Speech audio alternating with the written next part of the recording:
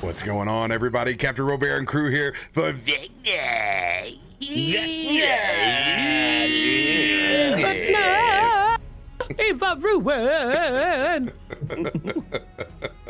We have to. We're back, baby. We're back. so back. I'm scared. I want to go home. Well, that is an option. Slop is ready for you, and he has plenty of work. a little bit too late for that. Welcome back, everybody. It feels like we have not played Vecna in a year, and I'm dying. And I'm dying just like all the NPCs are when we get this thing started. Mistakes were made. Mistakes were made. Brutally dying. Oh my god! I'm looking at the chat log. Rolled new characters and everything. I just see failed. Oh my god! All right, this is not an indication of tonight. Let's hope. Holy shit! Hopefully. Jesus. Hopefully. Everyone, we're all excited to unveil our new characters, right? Yeah. Oh Absolutely. no! You guys have just enough health points to where you guys get to take care of all the graves.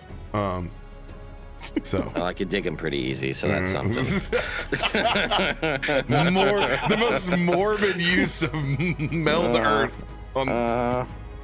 Oh no, chat. We will get there. Before we get everybody else's announcements, I will go ahead and drop Baddie's announcement. Baddie is moving, folks. So he is super stressed out at the moment and doesn't have nearly enough time for his own stream and getting his stuff in order. I did see that he made a major adult decision and he has moved all of his Warhammer stuff so he cannot distract himself, which I thought was a very adult move and also a solid tweet. So he will be back with us. He is not leaving Vecna. I also told him not to put a time limit on it. And once he gets his stuff moved in and he's all set up and feels comfortable in his office and feels like he can play D&D, then he will be back. So hopefully before the end of the year is what we're looking for there. Sam is busy with WWP stuff this week. Matter of fact, that WWP thing is on Saturday, where you'll be able to catch me whenever they announce the time. It'll be in the morning. I think we're going to do lunchtime, like 12 CST to 4 p.m. CST on Saturday. And we got a cast of half folks that I haven't played with yet. So you'll see the socials go out for that. We'll be raising money for the Wounded Warrior Project, obviously. But what's cool about it is I am going to rerun the Scions of Elemental Evil. I've said the name of it wrong like 18 times already. But yeah, so we're going to do that one shot again. And I'm going to have a second group go through the east and west wings that we didn't go through on Friday. Ooh. So very nice. I've already done the work. It was perfect. It's already all plugged in, and we kind of get to add to that story. So more information very soon about that. But yes, they will be coming back. Kalthorr and Egrik aren't dead yet, but stay tuned. That part. Any announcements for us? Yep, totally. Yep. Hi. A couple of things. Tomorrow you can catch me over on Crit Hit Chronicles for Shadows Over Baldur's Gate, which is a BG3 inspired D&D game. I know people were like, what does that even mean? We're taking the story of BG3 and we're doing a post story after the events of the game. You know what I mean? So it's all set after the game. So nothing is well, you'll see. There's some interesting things going on. So definitely check that out tomorrow at 7 p.m. I believe, Central Standard Time. Again on twitch.tv/Crit Hit Chronicles. You can always catch me on Tuesdays doing the Fourth Age, though we are on hiatus until next year because we are busy. And that story needs some time to marinate. We just did a lot of intriguing reveals. Aside from that, you will see me at PAX Unplugged and I might be doing a couple of things here and there. Just check out my socials at Crown or Crown TV. That's me. I pass it over to my buddy. All right, what's going on, folks? Not too much going on at the moment. I'm gonna do my best to try to put, I think I have some stuff already recorded to come out, but I may be on temporary family hiatus from YouTube's for next week. But right now, there is a giveaway for both versions of the 2024 Dungeon Master's Guide. It's live right now. It's free to enter. Probably the easiest way would be like find a social media or check out my Discord or watch the video on YouTube. There's a link in the description, and you can enter to win either the standard edition cover or the collector's edition cover. I'll sign it for you. If you win and you're going to be at PAX Unplugged, I'll just hand deliver it to you. Because again, I also will be at PAX Unplugged. At least in one day, I'll be dressed like this, so you'll see me. You can't. I'm like a traffic cone. You can't miss me. So, the traffic cone wizard. I'm traffic cone wizard. So, anyway, that's what I got going on. I'll throw it over to you, Flawless. Not a whole lot.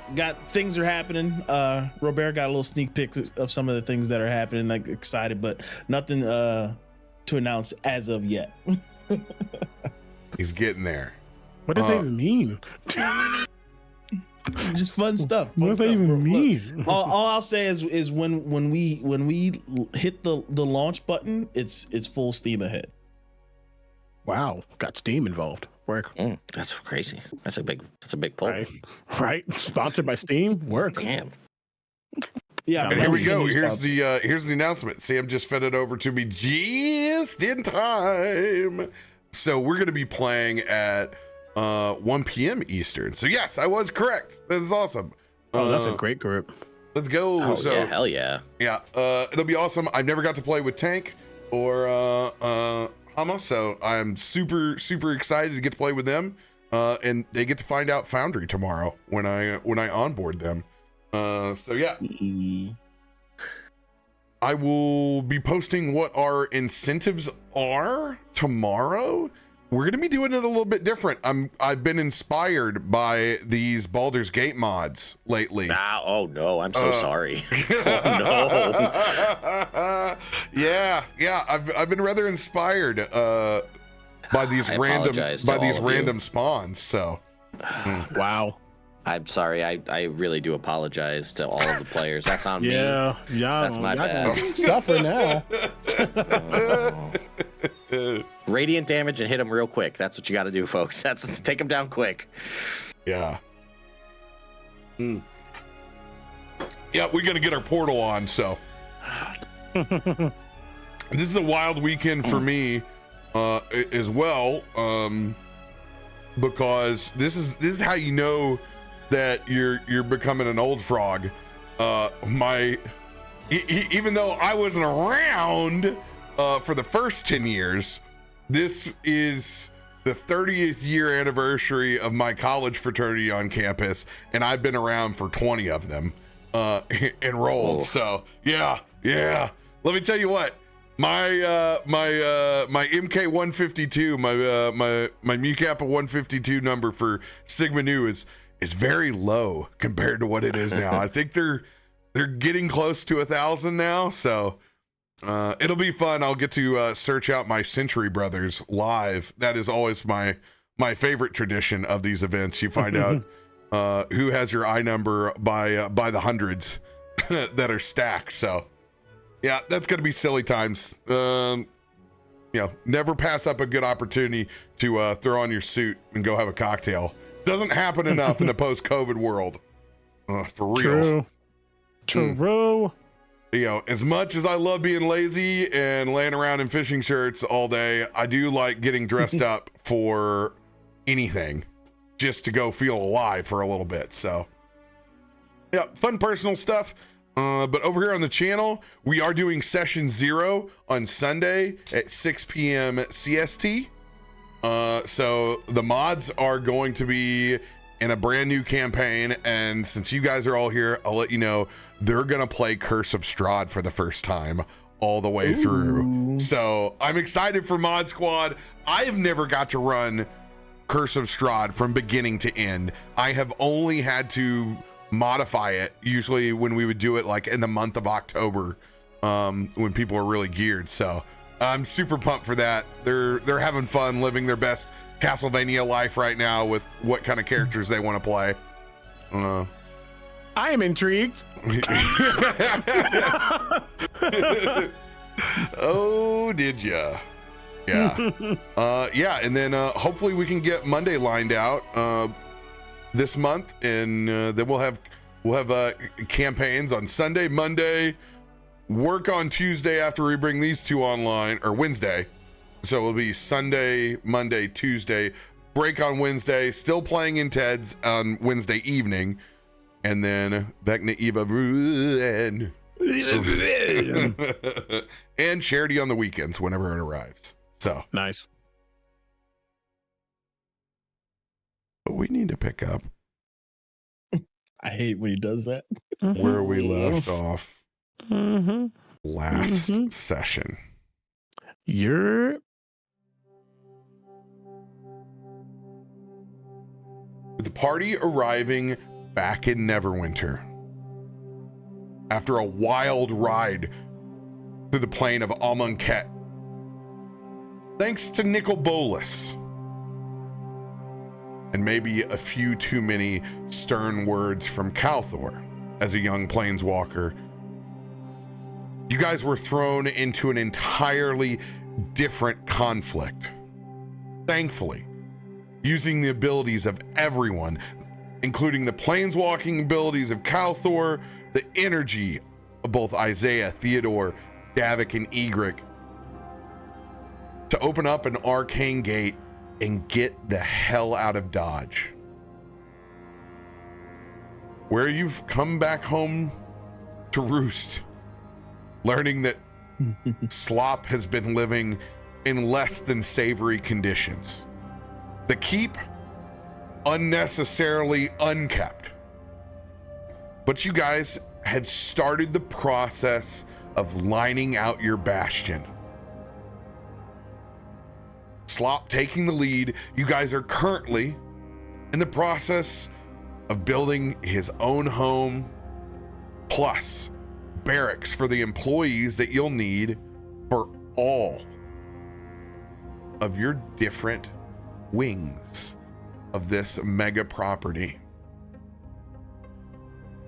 Upon levying out your first bastion construction orders, you guys took a stroll through town, looking to see what the devastation from the Rakdos fire had caused inside the central part of the city. Largely, you found citizens lifting each other up. Thankfully, the Theodore's sandstorms, much of the potential damage was quelled. But you did find several individuals picking up the pieces.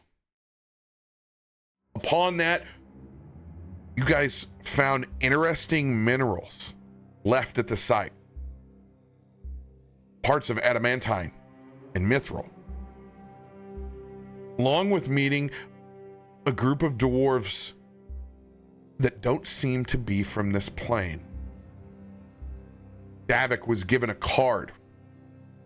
They read upside down until they later found out that there is a platform 9 somewhere inside of Neverwinter, a hidden portal to a place called Eberron. After some good talks with these artificers and the cost of what it seems like it takes for them to get here, you guys took that knowledge and headed toward Hogglesmead to check out the construction of his magic shop, growing by leaps and bounds now. A whole scribe wing to itself, set and dedicated to reproducing scrolls to the masses. A whole plethora of new magic items in tow. Conversations that you never thought you would have with a lore keeper from Strixhaven himself, Even his spell scroll Gatling gun proudly displayed inside the store from what was literal Doc Brown stacks from Back to the Future of unorganized materials became a budding shop. Prospering, you guys sat down to look over some of the magic items that have arrived. Part museum now, part shop. You guys took in those wonders as a ring of shooting stars was presented at the table. A curious Egrik reaching out to grab hold of this ring. She lifted it up, placed it in her mandible, and unknowing of the consequences, bit down on this ring.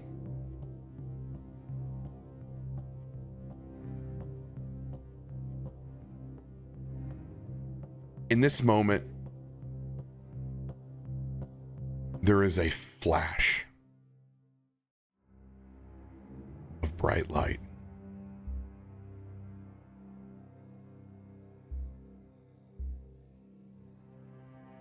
Davik, Theodore, Isaiah.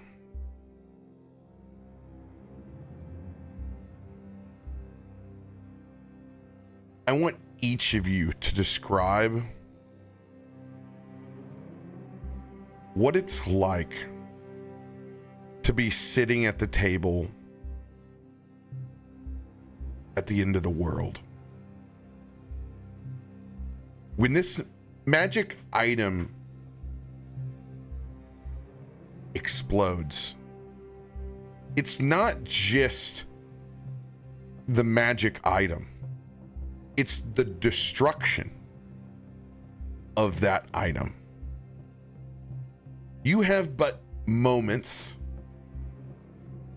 before this looks like complete fallout. I want you to describe those few seconds when this happens. Davik, we're going to start with you and go down to Theodore and then Isaiah. What do your eyes see at this table?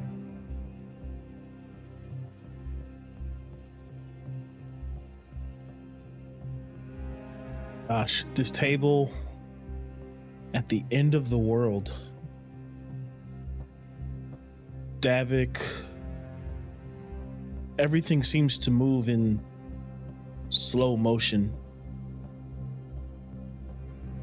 People are talking around him, but it's muffled. You can't really make out words or conversation. You just hear noises, and you look around and you see shadows moving.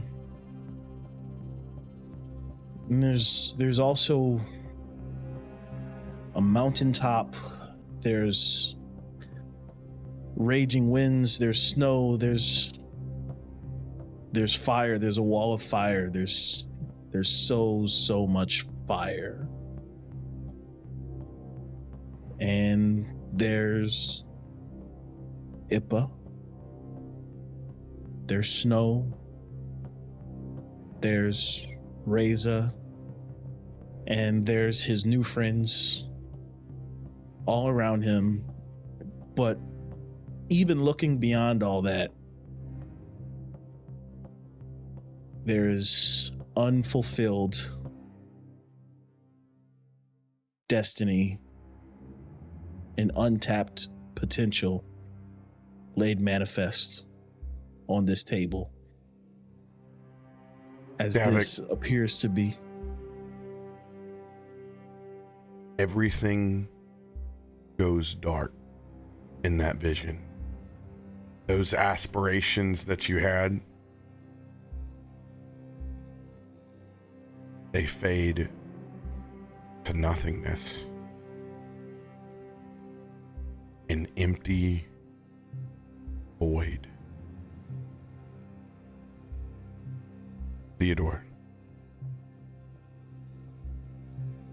So, this would be a warm, this table. Imagine this is in some sort of nicely designed, home, country home, well decorated, fire roaring, warm, homey, loving place. And at around this table, with the smell of various foods being cooked and, laughter in the air at this table at the end of the world, would be Theodore at the table, his father, his mother, sister, Adam would be there. And then there would be two other women at this table, both kind of, again, plant-like in appearance, two dryads there, and then also Isaiah. But everyone is happy. No one is upset. No one is brooding. No one is worried about what's next to come. It's just a family meal. And everybody's just enjoying each other's company with not a care in the world of what's going on outside.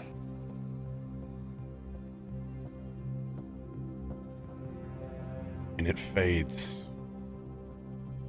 Same dark void.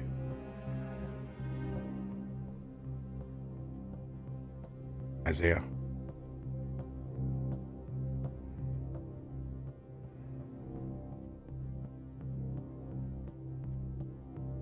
A table at the end of the world.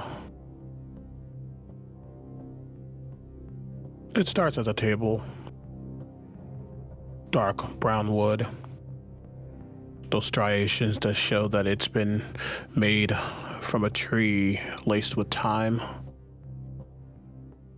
And as the space fills in, more of the vision coming true, you realize that the table at the back of a tavern. And at this table, while there's glee and bardic merriment around, bar hops going from one table to another, making sure everything's good. At that table, it would be 5, maybe 6 individuals. It would be Astrid. It would be Callista and her fully realized form, not the decrepit one that we've come to know. It would be the twins, Jasper and Jemina. It would be Maximilian,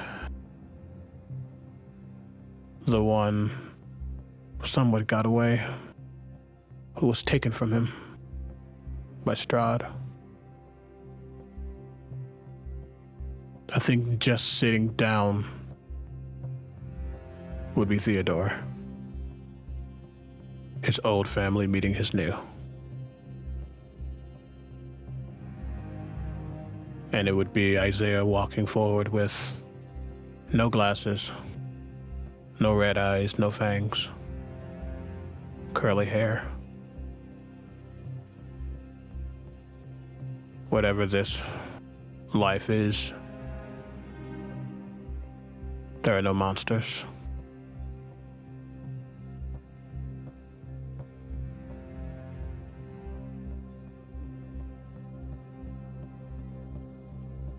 And then everything fades to black.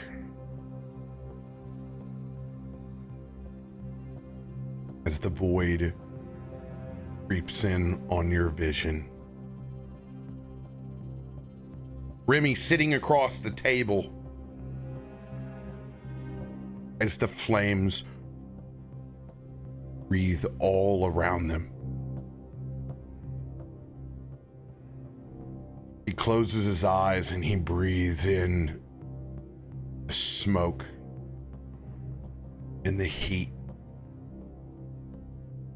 like a cigarette far too close to the filter. When he opens up his eyes, presence of spirits fill his consciousness, his periphery. As it happens so fast, there's comfort in the fact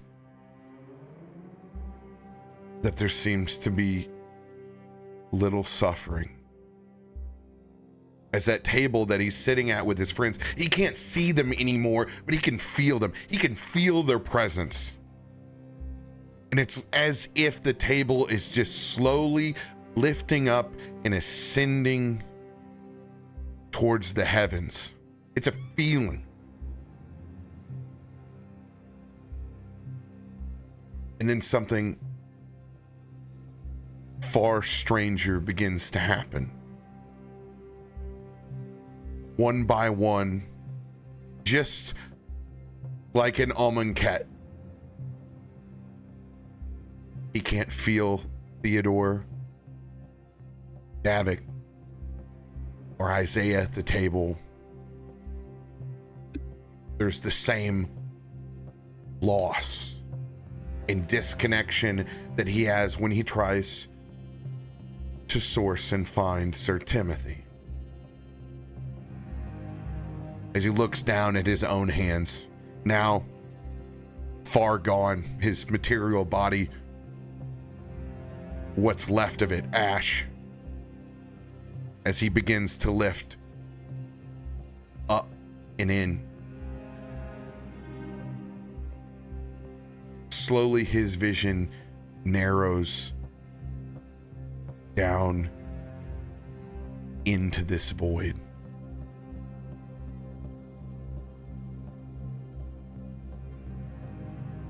All of you that are currently inside of this void begin to hear a voice in the darkness.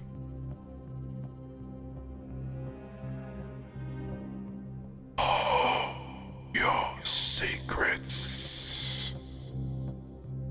Oh, your wants and desires.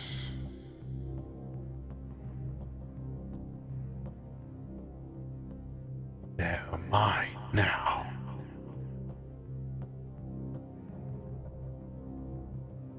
All mine.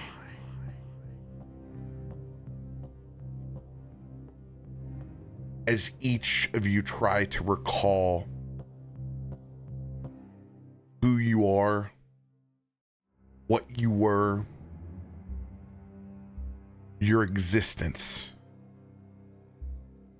you feel being pulled away one thread at a time.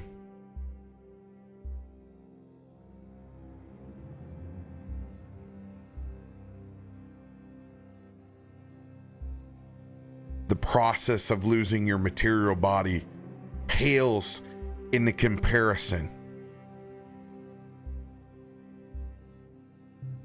as the visage of this skeletal hand that seems to manifest in the darkness and literally pull your memories away. Powerless to the Whisper One's harvest.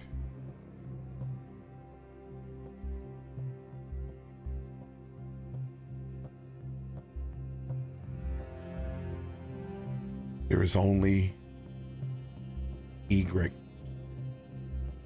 left at the table to describe.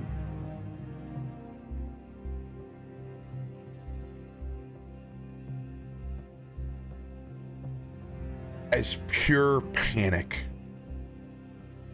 begins to set in.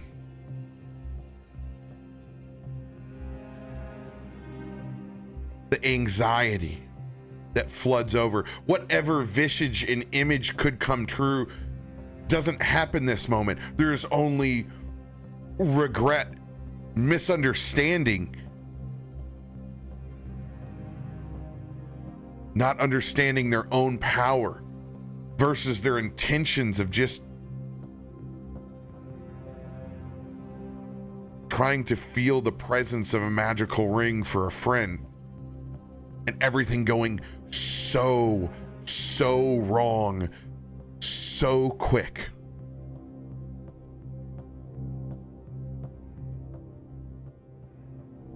As the darkness begins to descend on her,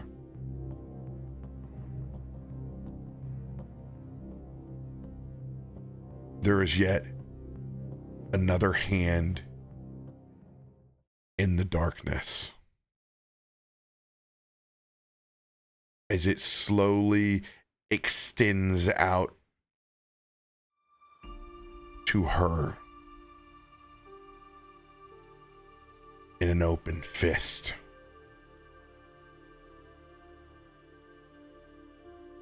Skeletal in nature, wreathed in twilight.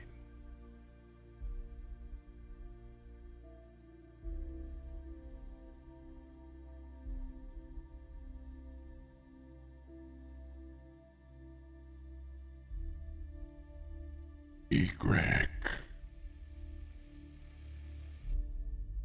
It is time.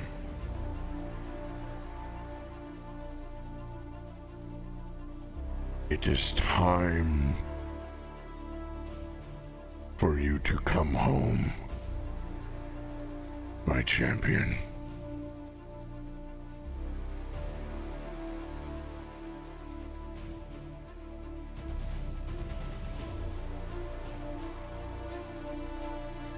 Erebos, this was a mistake. It was an accident. This wasn't supposed to happen. Where are my friends? Please, call it to Kalthorr. Anything. What can I do?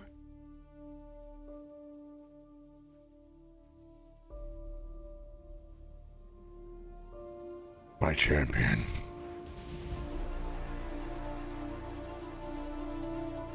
It is time for you to understand the passing, the crossing in which you have a duty to uphold.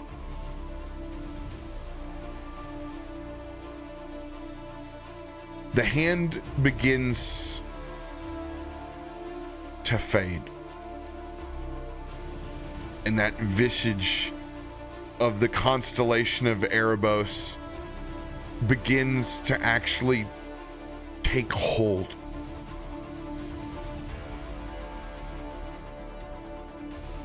And they, bit by bit, begin to form, fill, and flesh out. Not complete, but a partial body. Almost as much flesh as you saw when you were inside the astral plane.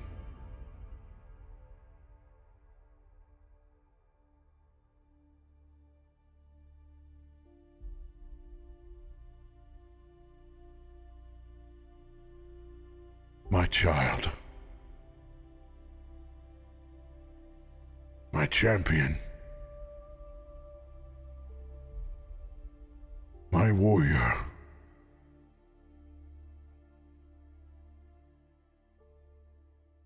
Is this not the way?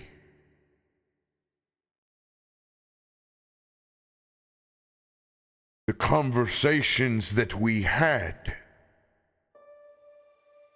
from chaos that you were born, we both sought order.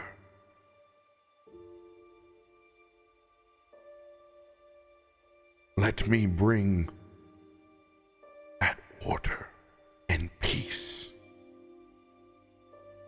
to you and your party.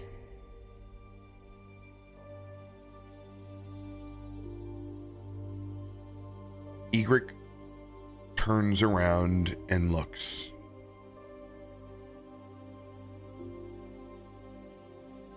In the void behind her is the visage of the souls.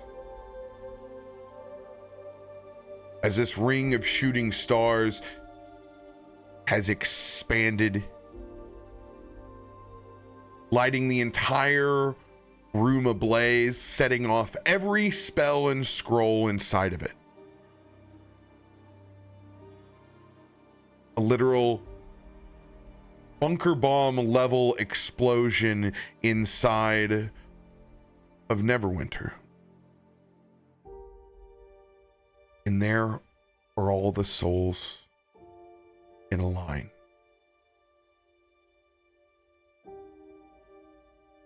Let us take them home, Egrik.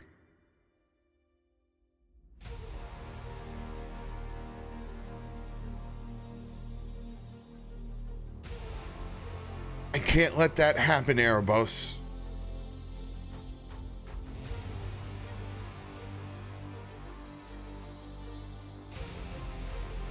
Not today. This was my mistake. Not theirs. I never intended for any of this. I understand my duty, though.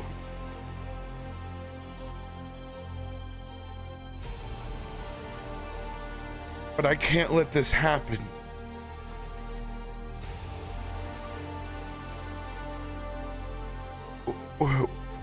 We have too much left to do. My friends have too much to accomplish. There has to be a way. Erebos, I call upon you. You gave me the divine strength to walk this path. So help me in my time of need. Let me cross. Let me learn.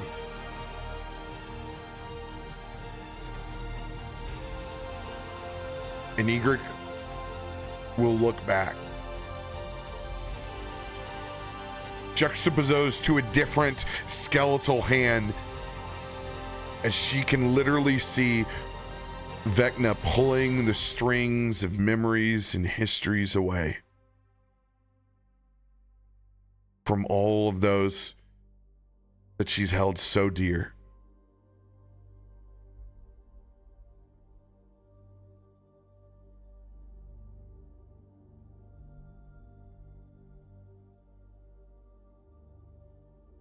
If this is your choice, my champion,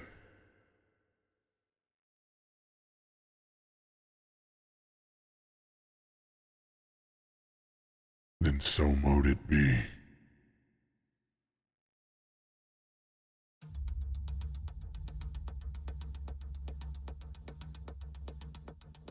It is.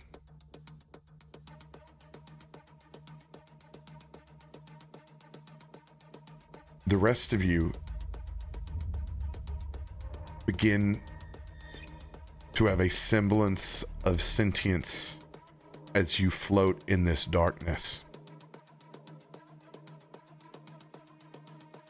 You see Egrik and Erebos in front of you in this plane of darkness.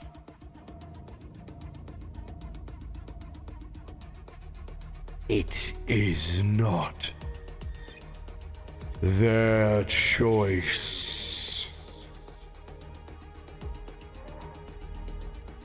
Their memories are mine. Their secrets are mine. I've been wondering what's been pulling at my brain for so long.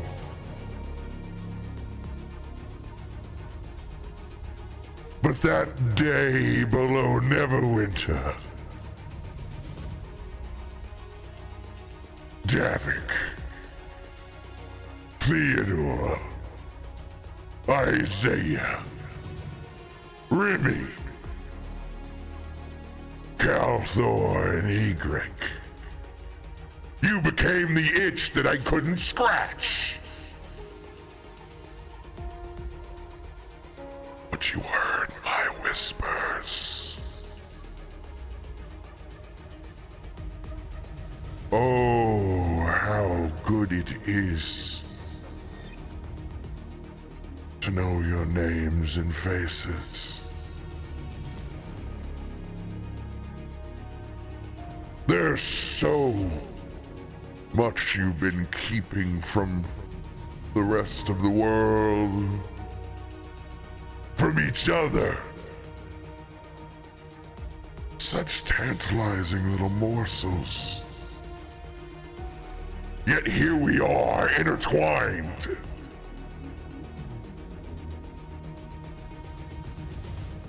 You believe that you've seen my hand. But quite the contrary. I've seen yours.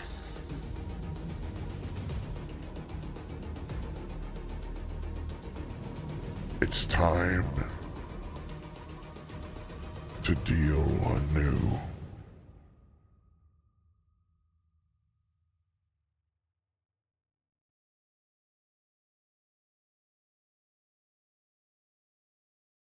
As a voice rings out into the darkness. Hearing Vecna for the first time.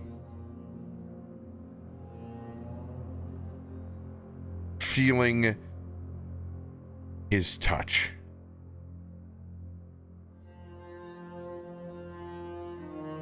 The unsettling nature of understanding that everything may have just been undone in one quick swath.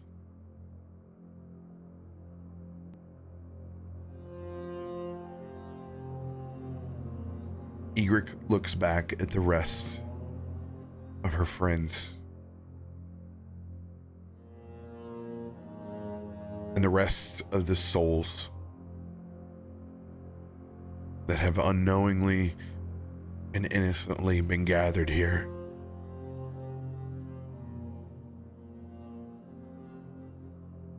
This is my burden to bear.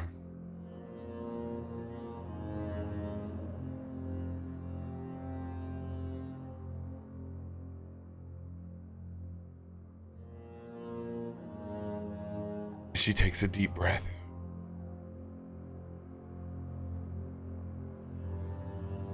Erebos.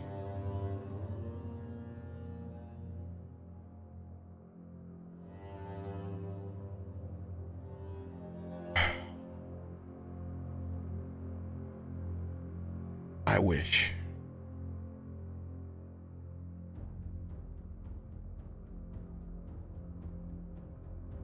And as she says the words wish, that mental link that you had with Egrik separates. As a blast of twilight expands and washes out.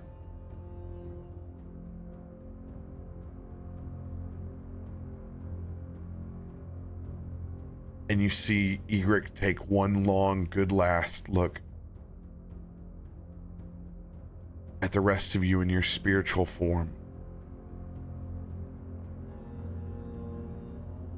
Unable to hear her, you just see her make a simple heart gesture in her hands back at the rest of you.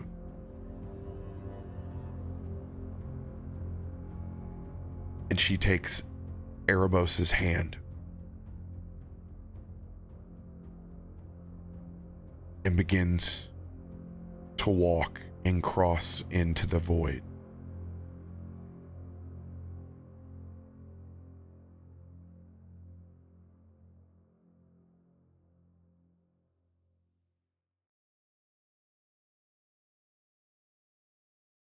Davik, Theodore, Isaiah, Remy.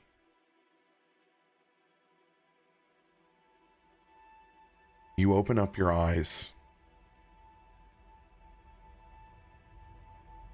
and you're still sitting there in Hogglesweed.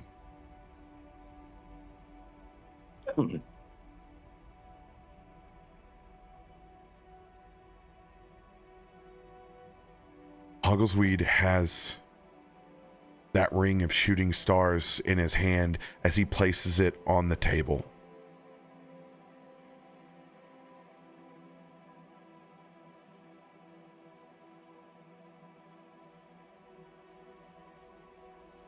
You look at each other. There's no building on fire. Your hands, you can see Remy is just grabbing onto his forearms. There is shock. Your memories are all there.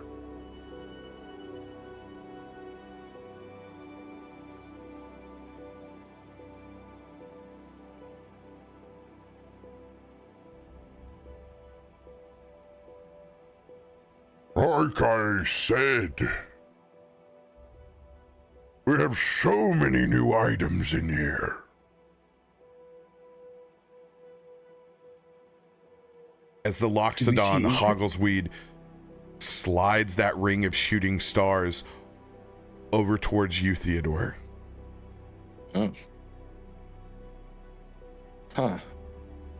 Is Egrik there? Egrik is not there.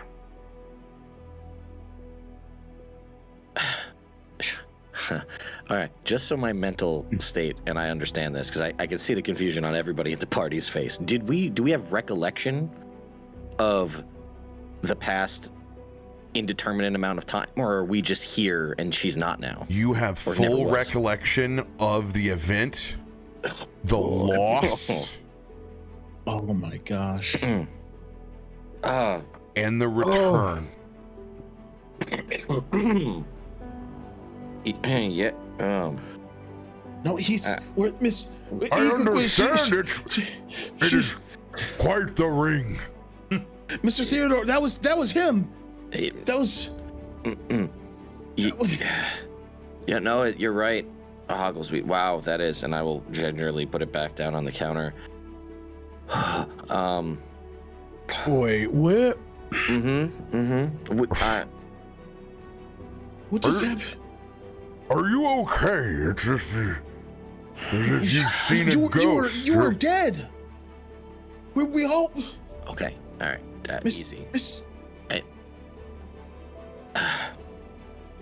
Does Hogglesweed seem to have any recollection?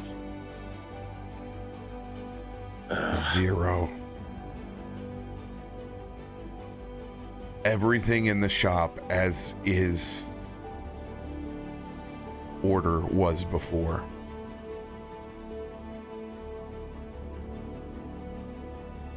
Davik will ask Hogglesweed, did you see what happened to our goblin friend? She was right here. What?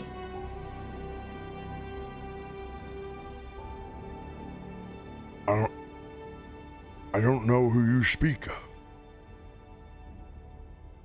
Okay. Look straight at Theodore. What Yeah, is this? What does this mean? What's? He's super flustered. Remy, Remy kind of holds the table and he sends out a message to the rest of the party.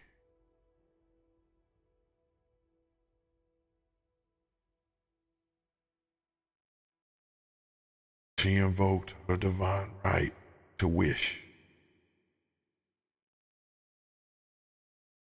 Whatever she said got all of our memories back.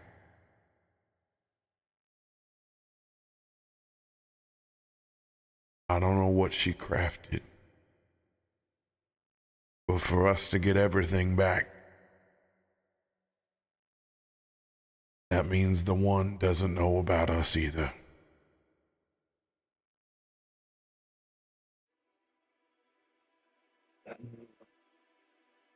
She made a hell of a sacrifice.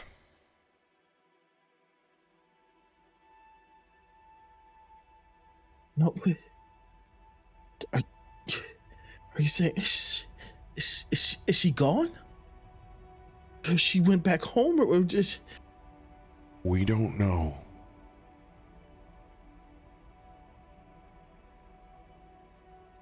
But we can't let anyone else know either. We can't. We gotta tell Kalthorr. We will. We can't put any wrinkles inside of what she has done. Oh, okay. What happened to like not? Okay. So, we came here, we started a conversation. These people don't seem to have any knowledge of what happened. Better to not try to put their alarms up for talking about being dead when they're clearly not. And this conversation here, we go back, tell Kalthorr what happened, and try to figure out what's going on. None of this needed to happen. No. But it did.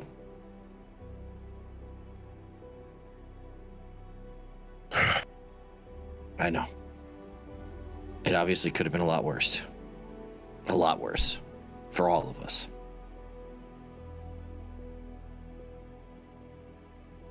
I don't like it any more than you do, but we've been dealt a second chance, a new hand. I don't know. I don't really know cards, but gotta take it. Then let's not to rush, but let's finish this up and then head back home. Yeah.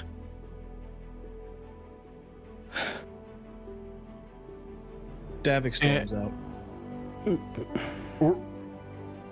I understand it's not the craziest of items, but we're getting new ones every day. I did not mean to offend your friend. He ain't offended. He just needs some. He's going through some stuff.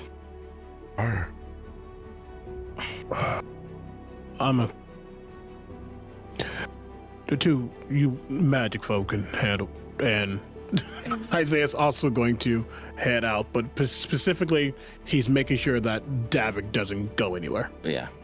Not a good idea. Keep an eye on him. Yeah. But he is not in magic thrift shop mode right now. Yeah. Yeah, this is the last thing I'm worried about. I understand. We make a rain check for another time. Yeah. Yeah. Is it okay if I leave all of this stuff with you for now, and all the bits and pieces we left there, Astral Dreadnought and all that stuff? Of course.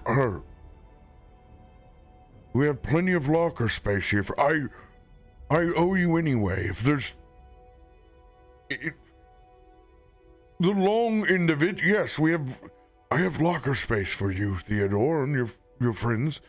I was gonna show you it, but that's fine. We'll do that another day.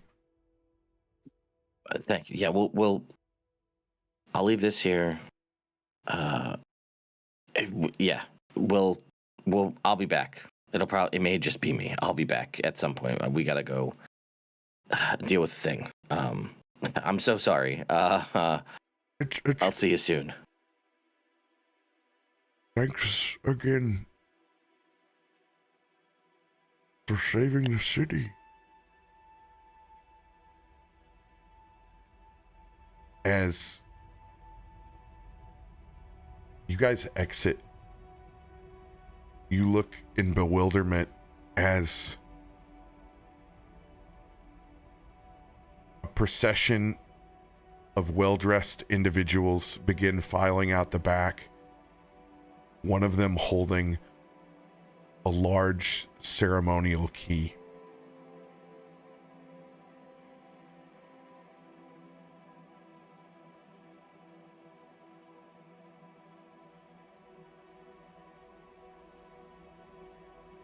As you look at Voldorf and a handful of other individuals,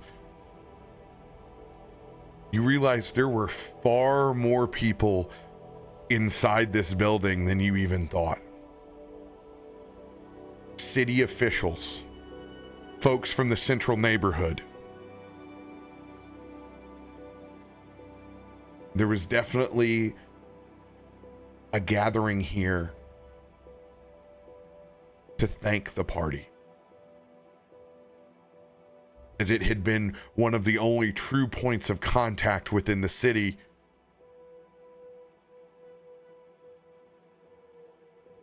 You see a lot of shrugged shoulders, but largely Voldorf seems to be covering and very understanding.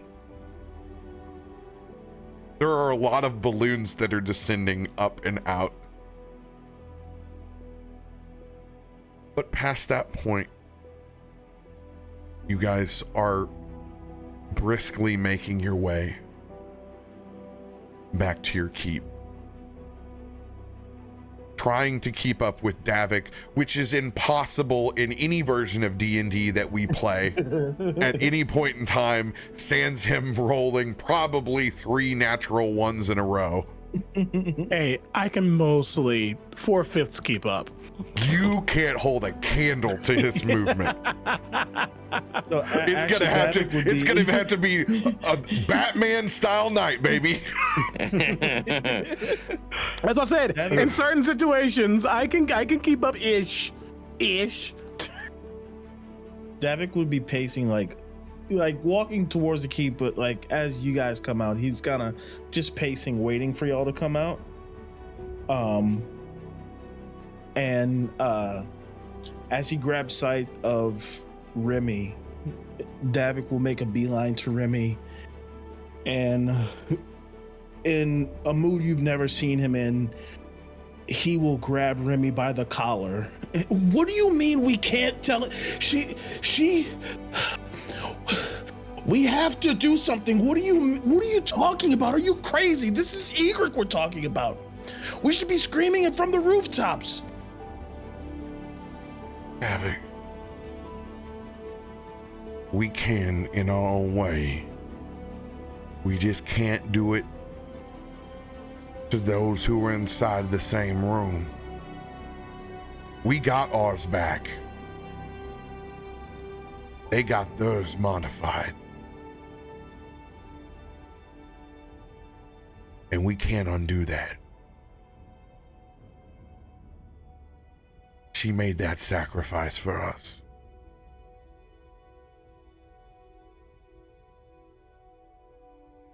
As I gently put my hands on Davik's hands, and I lower him, but I hold on to him.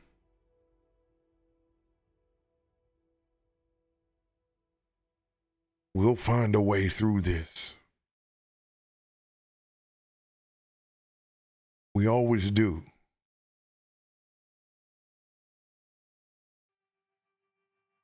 Realizing what he's doing, you see that spark of recognition in his eyes, and he's just, I'm sorry, Mr. Remy. She's one of us, and everyone keeps saying they're worried about me doing stuff, but it just we've all screwed up, and I just can't stand the idea of not doing anything. And I know that's not what you're saying, so I'm sorry I put my hands on you. I need to cool off. And then he will try to turn to move as quickly as possible to the keep.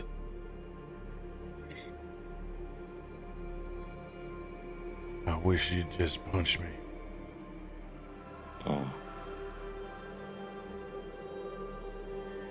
As Remy says that aloud and turns around and continues to follow the rest.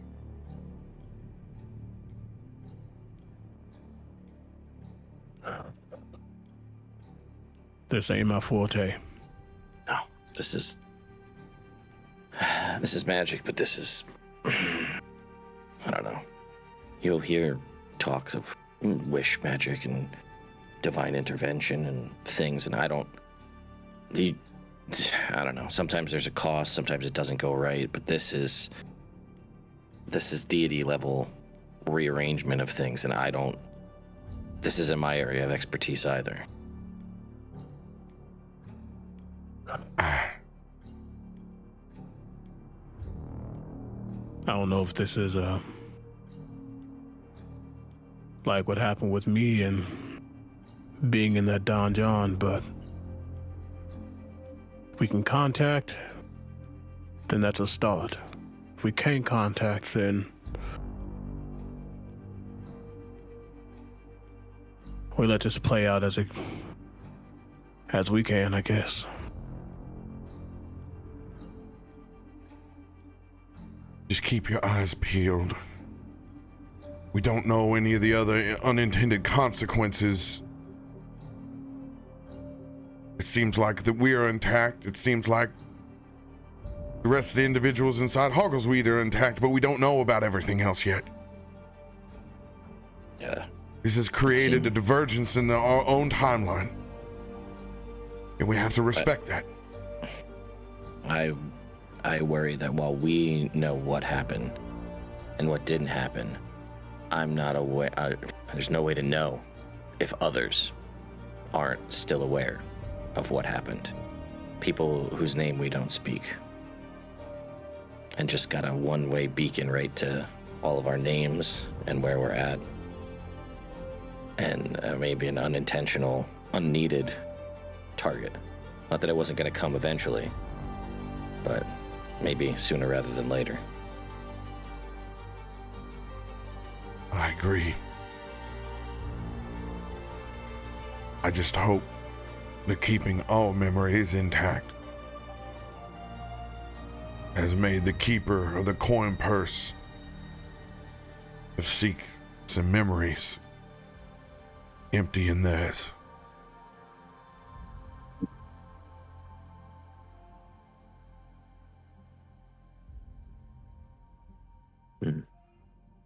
Then our next plan of action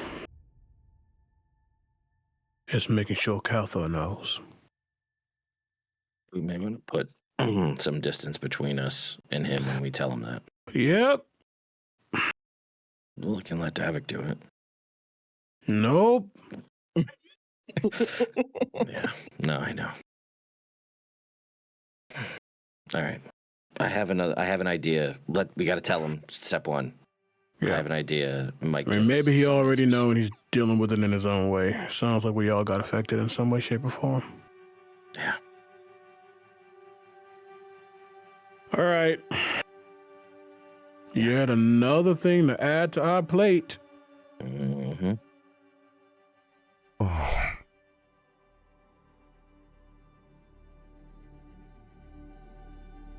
We better catch up before Davik runs in and tells him first thing. Gentlemen, I know we got a lot to unpack. But when that all went down, I'm the last person to ever fear death.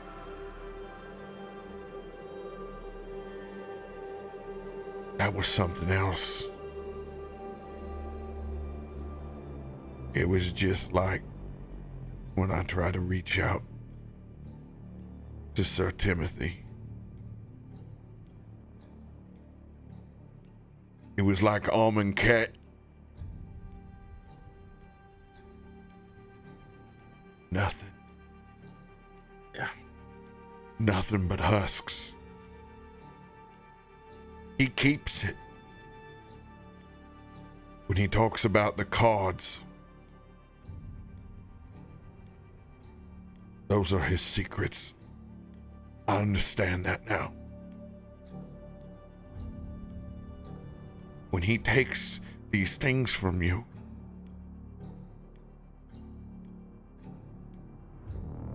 it's like taking your soul away, piecemeal. Because if there's nothing left, what was your soul worth anyway? He's found a way to extract all the juice out of a hard squeeze.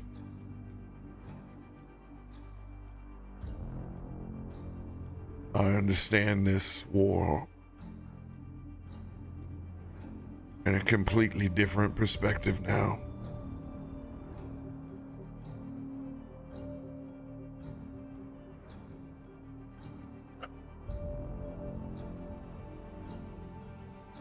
Takes a And large we got a job toll. to do.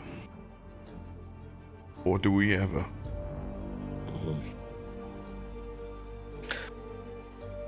Time to go to work. Time to go to work indeed.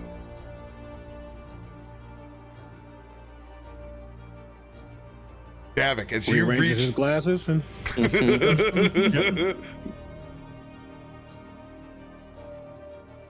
as you reach the keep first, the rest of us not far behind. What do you do? At some point, Isaiah probably would have caught it. Davik would have taken off in flight in the direction of the keep. And as he reaches the keep, he stops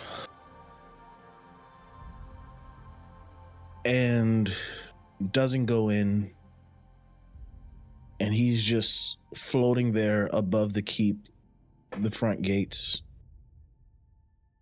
and he would just stay there. And as you guys come up on him, you would just see Davik hovering above the front gates, looking intently at them, arms folded midair, fuming.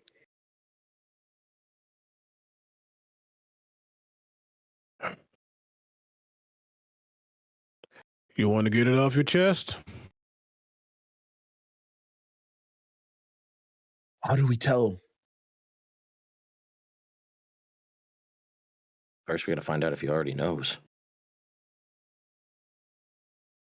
I And- got here and I didn't know. How do we tell him? Here's the truth. You might not like this truth, but it's the truth nonetheless. Whether he already knows or he finds out from us, he is going to make a decision. And we got to let that be. We've seen how Egrik acted when Kalthorr was lost. And now we're about to see the opposite. Understand that our words might not be helpful for someone whose entire energy is based around rage.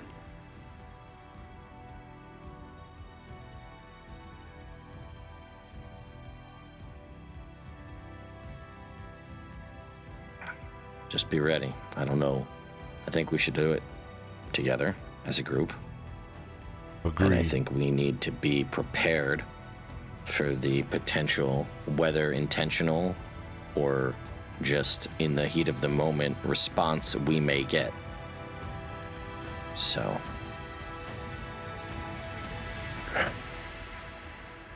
But that's our friend.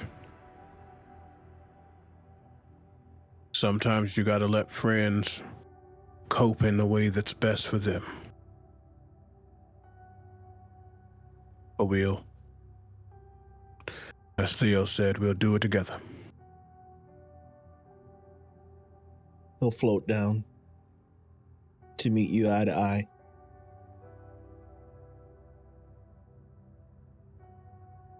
Well, let's get on with it, shall we?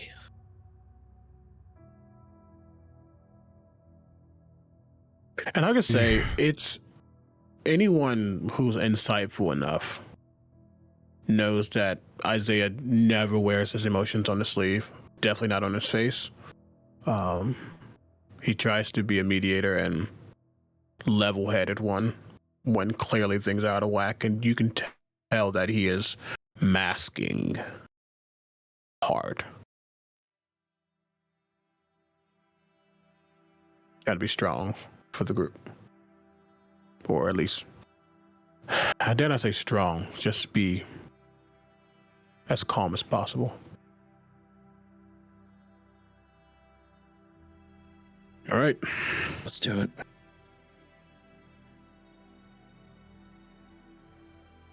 yeah, I mean, Isaiah would actually be the one to walk forward. As the portcullis rises and you all enter inside the courtyard, you see two very large, very sweaty individuals, Kalthorr and Slop,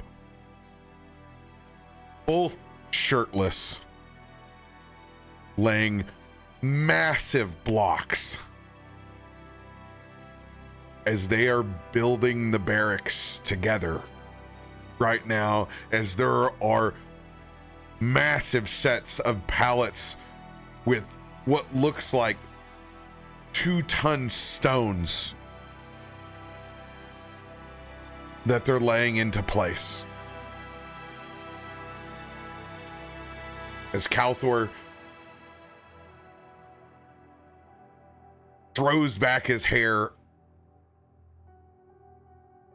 looking back at the rest of you, you can see his lightning tattoos, the little scorch marks of the ignition of his spark on his chest.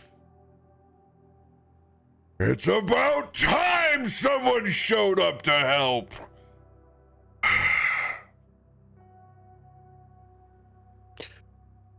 Oh, okay. Are y'all at a point where y'all can take a quick break? Slop, take 5. Get us a beverage. Cold. 5% and bubbly. You got it, boss.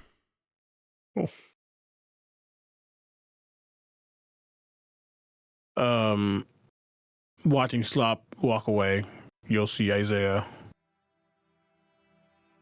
take off his glasses and put them on his shirt.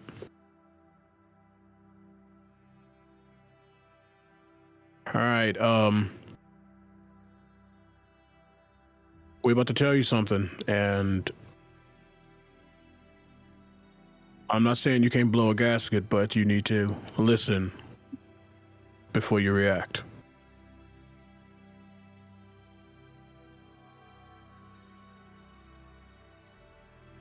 You won't let me sleep in!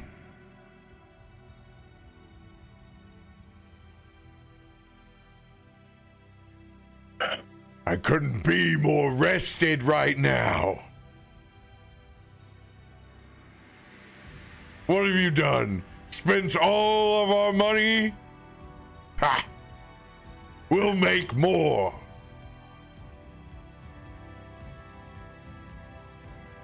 Wish that was the case. There was an incident at the wizard shop. So you did spend all of our money. As he looks over at you, Theodore, he grabs you by the shoulders, gives you a bit of a barbarian noogie across the side. Oh, not exactly. What? Davik, did you spar without me? Did they bet on you? Or worse, did you lose? As he gives you a shove. We'll just take it, literally biting his lip, not saying anything. There was an incident, as I said, and there was a ring that Egrik got a little too curious about. So what? Pay for it. What'd she do? Walk out with it? No. You bid on it. The place blew up. We all died. She divinely asks your god to save everyone but herself.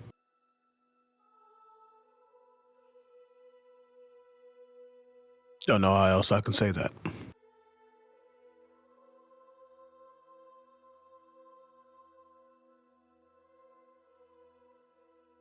I see what you did. You put up Isaiah to this. See, if you had chosen anyone else, I would have called your bullshit. But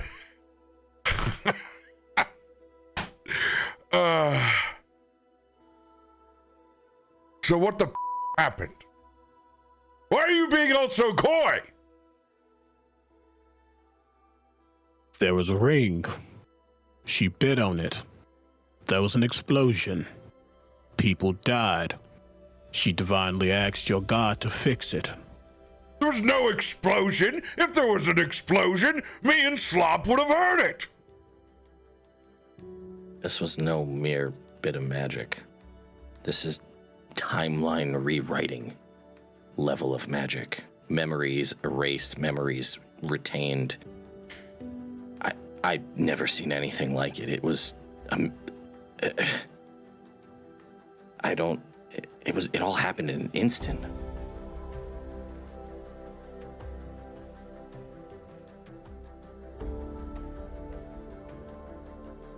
I don't know what you're doing, but you need to tell me the truth. I don't like this anymore. Mr. Kalthorr. He's gone. This isn't funny, Davik. I wish I was joking.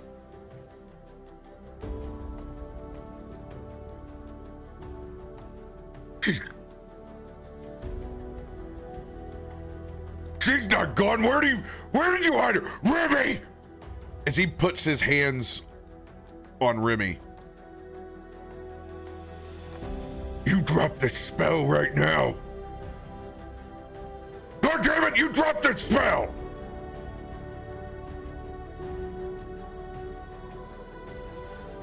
His words don't even escape Remy's mouth as she just goes limp in Kalthor's hands. Theodore! As he points his hand towards your chest. Where is she? We don't know. She's gone.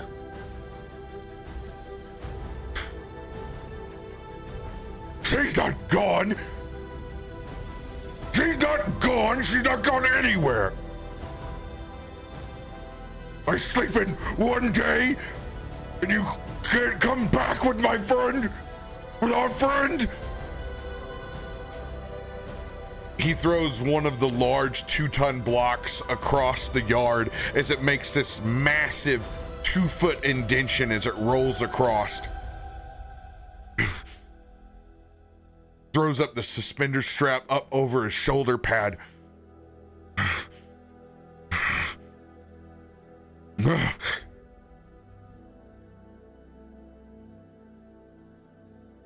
He picks up another block as he begins spinning it,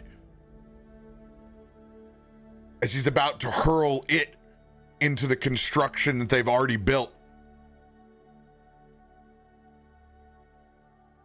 The one person who might have answers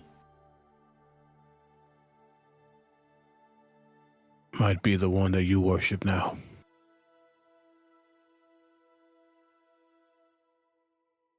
She went with him.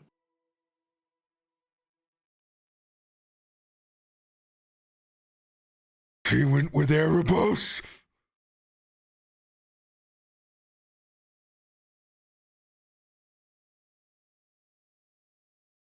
Are you sure? As he sets that block down. Kalthorr, it's true.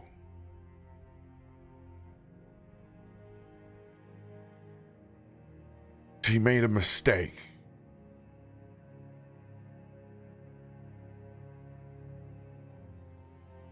And that mistake had consequences far beyond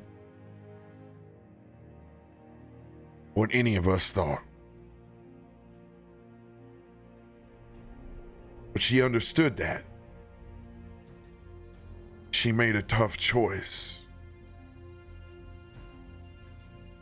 She called upon Erebos in his divine nature.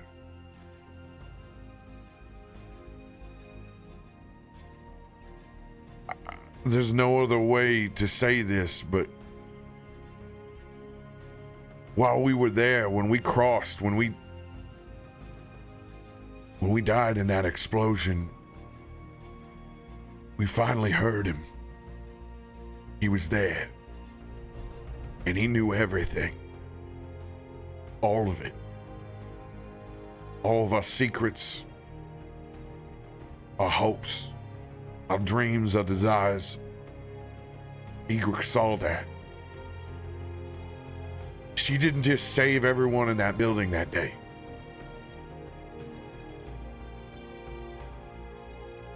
She made a choice to save the whole damn multiverse. And that's got a cost. The last thing that we saw, she made a heart symbol with her hands. And that twilight bathed over us. And she walked hand in hand away and walked that path with Erebos.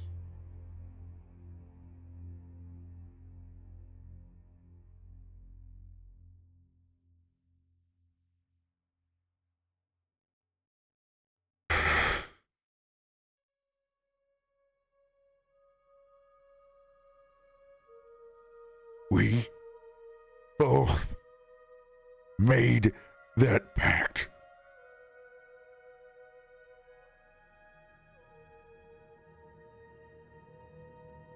I should have been there. I should have never rested. This is my fault!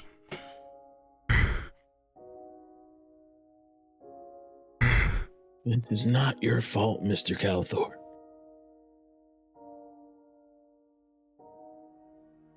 I've been down that road.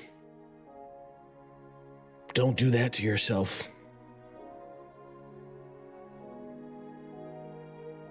She came back to hell for me. You all did.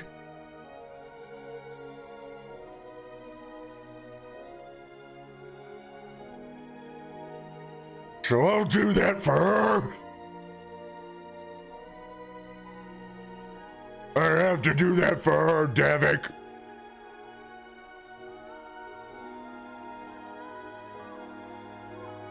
As he grabs his sword and pulls it back up and out of the ground.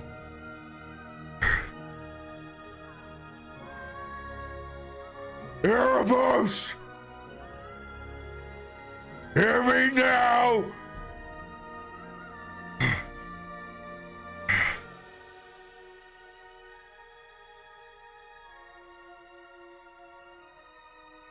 I'm coming home to find my friend.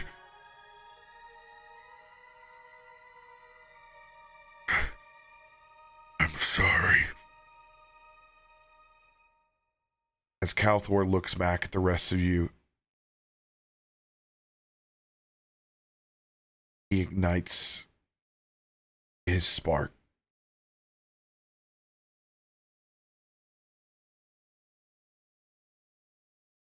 wreathed in lightning and flame.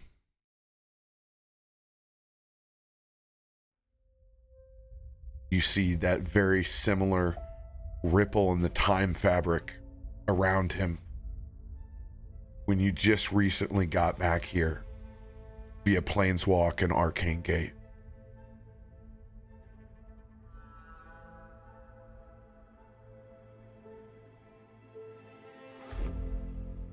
And you see Kalthorr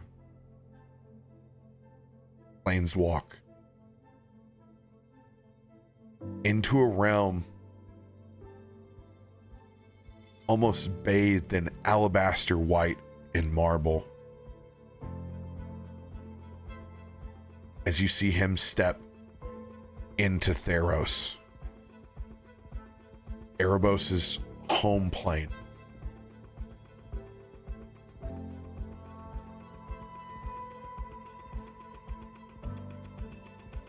And that crackle of fire and lightning scorches the ground below. And he disappears.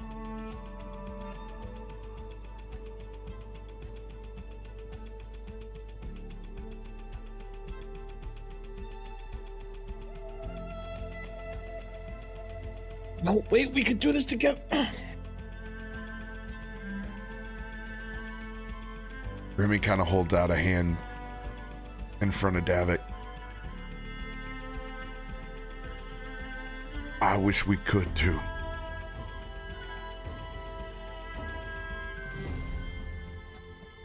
But I don't think that we can.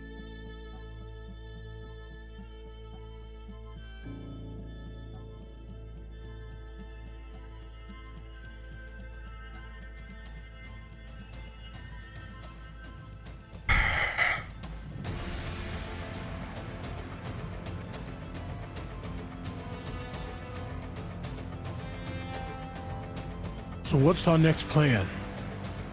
Because I feel like we're losing people left and right, and this ain't helping. No. I don't know.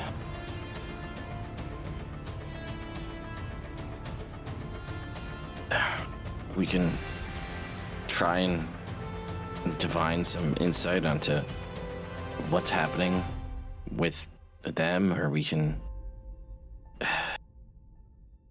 we could continue what we were planning to do, maybe look into this Temple of Ogma thing, stay busy, keep our minds off what's going on, try to get something done. I don't know if that's a thing for today, but I think staying busy and getting to work in some way is probably the best play. I know what our next plan is. This Davik will step up. He said my name. He said all of our names. And sure, maybe that got erased, but it's just a matter of time before he comes for us, because we're coming for him. So, my vote is we beat him to the punch and rid this thing from this world, and we get Egrik back.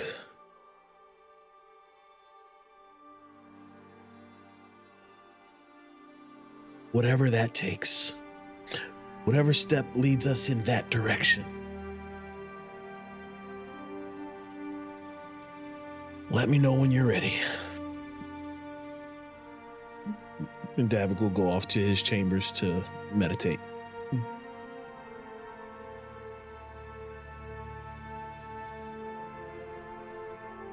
As Davik walks away, you will literally see Isaiah's shoulders just drop. Just...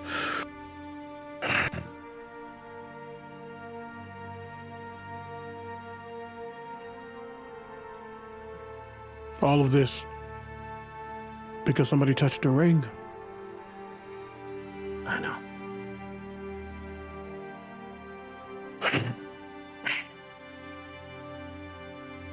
If there's truth to anything that was said,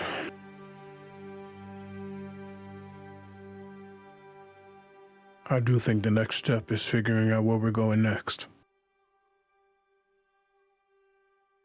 I agree, but we've been told where we're going next. When they figure out where the next part is, they send us on that path. Yeah. So, I get it. Jumping to the next thing, trying to figure out what's going on as soon as possible sounds great. But these have not been easy tasks, even at full strength. And when we're currently down 2 people, and nobody's head is right, that is not traveling to some other plane, who knows where, to fight enemies that are who knows what, to find a piece of an artifact where there's still 5 more pieces or 4 more pieces to go.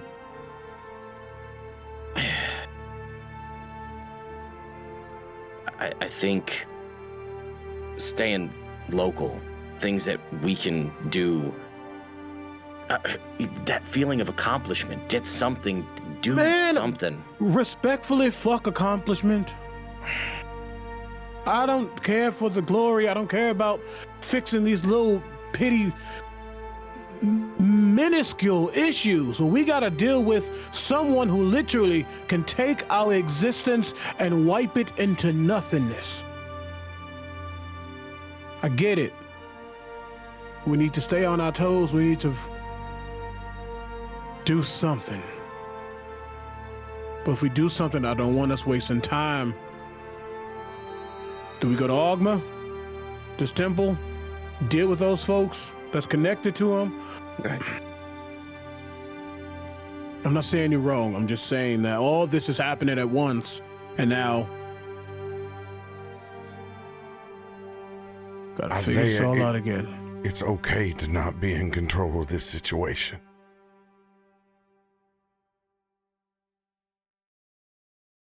It's okay.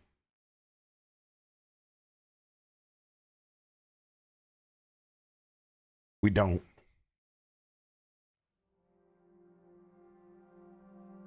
And we all know it.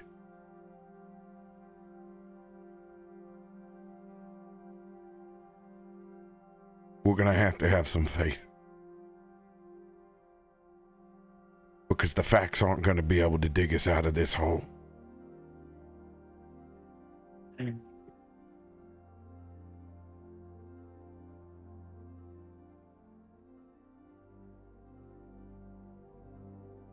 But we're going to have to do this together.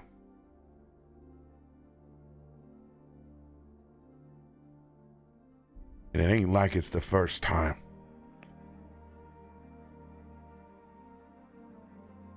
We all got our memories back. Know that.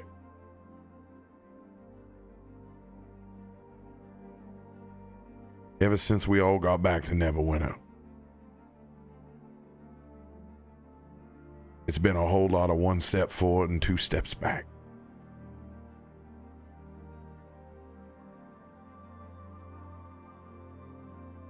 I'm tired of it too.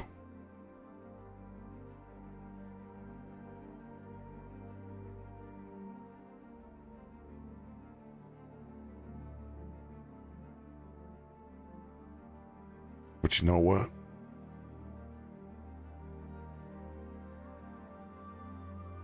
Maybe this is just what we needed.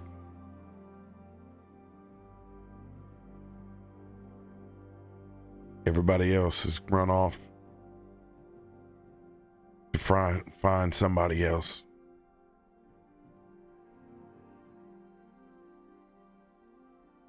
It's about goddamn time that we did the same.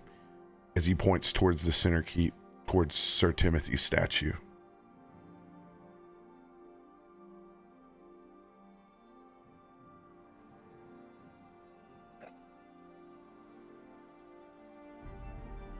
We don't know where to start with that. Well, sounds like it's no different than the rest of our plans.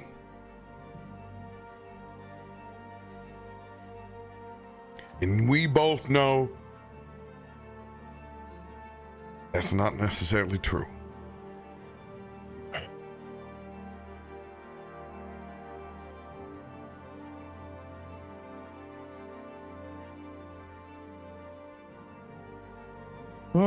Okay. He's gonna look at Theo and try to get a read before he even says anything to see what your vibe is. There's clearly frustration, definitely. And it's, there's obvious, again, clear frustration, but there's a willingness and a drive to do something, anything. I want to put the work in, whatever that might be, whether that's talking about our feelings or going and dealing with a bunch of priests of Agma or trying to cast some magic to ask somebody a question, whatever it is. Just get something going, because it's been just a string of failures today, and we need a win.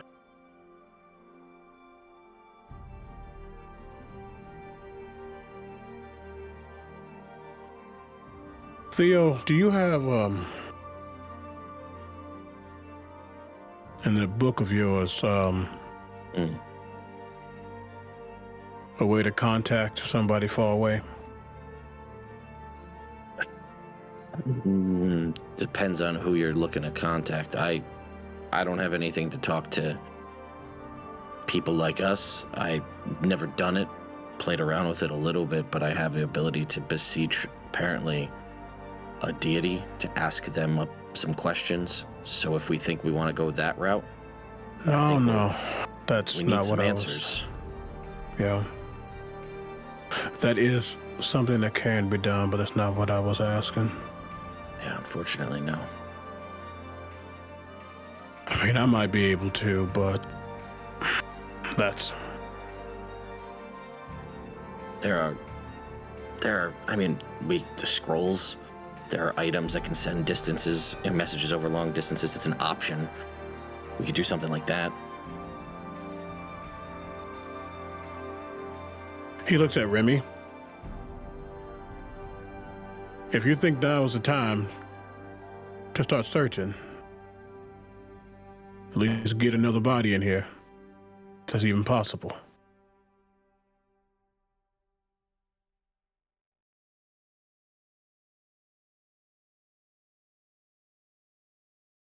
I don't know, but I'm tired of feeling helpless too, and we got to do something. And if we can't do anything because we don't have the people that we need, then is there no better time?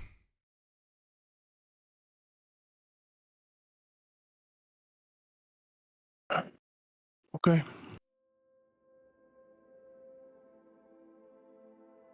Then we've lost 2 friends. We can try to get back another one. You guys are being awful cryptic right now.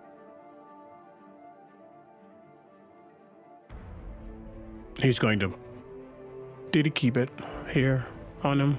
Yeah, he does keep it on him. He's going to reach into his jacket, the inside pocket, very secure, and pull out the vial of blood. All right. A conversation that me and Remy had yesterday, today, whatever time is, we might be closer than we think. This is Timothy's blood. Yeah.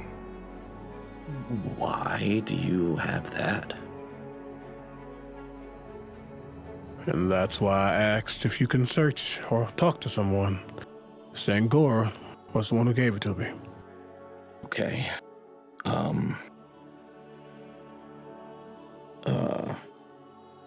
Remy Well, pulls out his deck of cards. This is what I found on the shelf in Sigil. This isn't my tarot deck. It's Timmy's fate deck. As he palms it, and he shows you the scenes of the sea of a galleon rushing past a kraken as it animates across the card, as he stays very careful not to draw a single one, and puts it back inside of its case. Well, it's all a little troubling, and I'm just looking past the fact that the strange individuals in strange places have some of Timmy's things out of nowhere, and also that you guys have had these for who knows how long, and I've been hanging on to them, and I know we're in a world of secrets nowadays. I don't know how that all works, keeping them from one another, but that's fine. If we think that this is the play, there are... You heard Hogglesweed, he owes me. We can go get something, some temporary, whether it's a scroll or whatnot, to do this. We can ask these questions. That shouldn't be an issue. If that's what we want to do, then I say that's what we do. I'll be the first to admit I am sorry for keeping a secret like this. But that secret felt like a distraction until now. Listen, everybody's got things they've done or they're doing, and there's a lot going on. We could really use just a good 8-hour day where we all sit around and just spill our guts out, maybe, but we don't have time for that now. That's fine. You know what? It is what it is. It already happened. Let's just move on. If we think Contact in Sangora is the play, then we can do that. I can ask for some divine, some divination on this and say whatever we want. We could say, hey, is Egrik alive? Is she safe? Where is Timothy? Why does a vampire in, the Underdark, the Shadowfell have access to we can do this.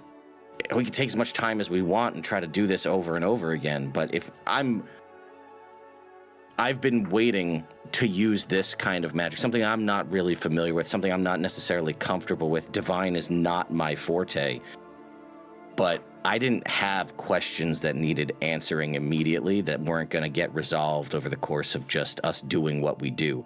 We have questions now that maybe an answer from on high is the way to go about that. And I'm willing to do that for this group to find out what we want to know. So we could do both. Why not?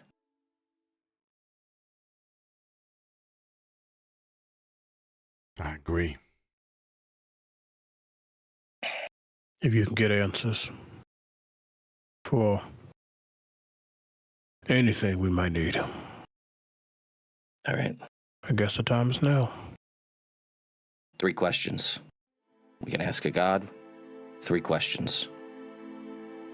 Yes or no is probably our best bet, but you never know how it's going to go. And if we get a scroll, we can send Sangora 25 words.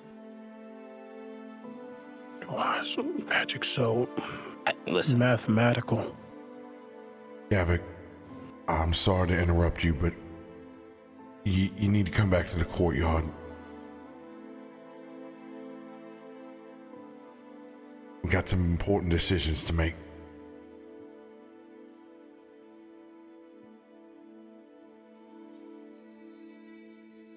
I'm on my way.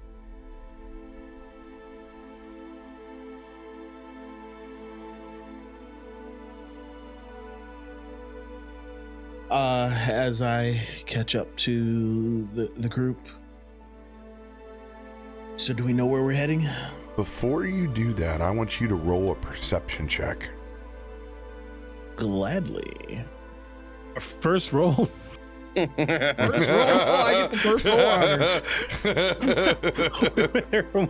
Almost 2 hours. That's funny. Oof. 13.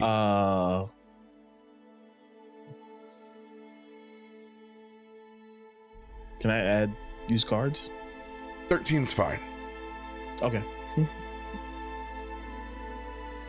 as you make your way through the center keep, you almost don't notice it.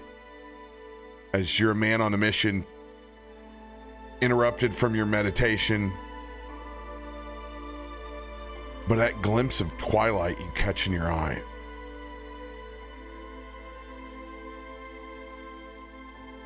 And you look over towards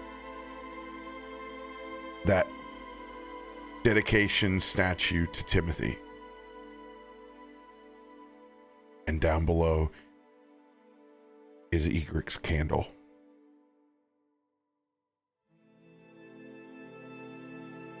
I grab it. And it's lit.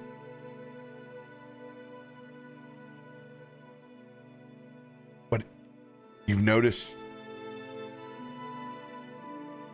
it's not decreasing in size.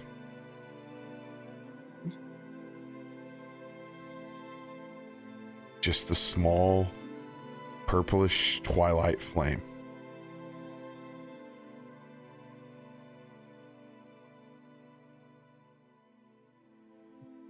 Seeing that, I'll actually call it to everyone. Guys, I think you need to see this.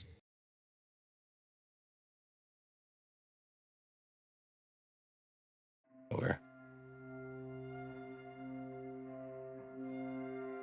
I'll be damned.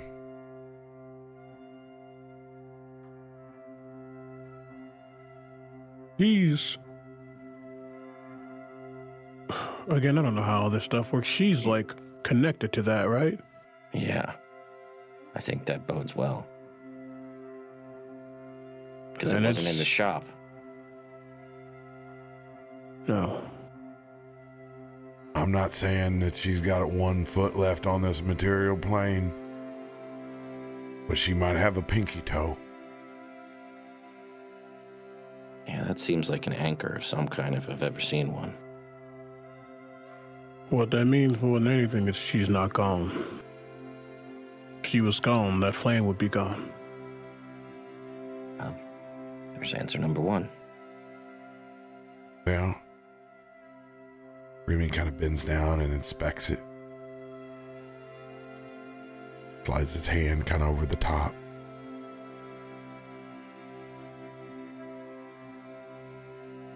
Gentlemen, I think this is a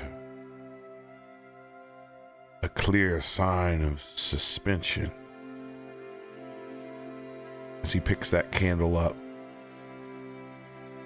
he turns it sideways, and the wax does not drip. And he carefully sets it back down in its spot in front of the statue fountain. Well, that's good enough for me. Well, we were looking for our first win of the day. Davik, he gives you a big hug. You found it. This is good. This is big. It means she's out there. She's got a chance. And if I know anything about Mr. Kalthorr, You're damn right. he'll find her. That's a hell of a move. There's a lot of things you could leave, but she left the most important thing to help out the rest of her friends.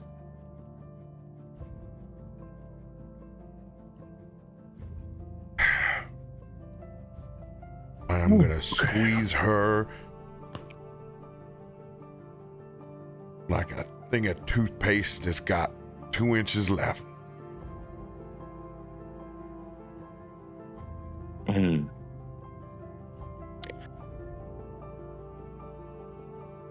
Well, Davik, we're going to try to get some answers. We're going to try to reach out to some people from a distance. One thing, I can try to ask a higher power 3 questions. Any questions. One of them, I think, has been answered by this, and I'll gesture to the candle. But, you know, we can attempt it more than once, but we're guaranteed 3. So it only makes sense. We have questions we need answers to now. now seems like the time, and I figured I'd poll the group here. What do we think we want to ask, and we'll see what we can get.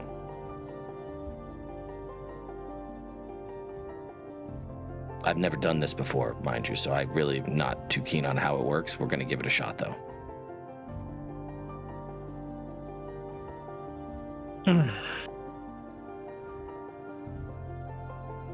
Well, if we are going to try to get an old friend back, we at least need to know if he's alive or not.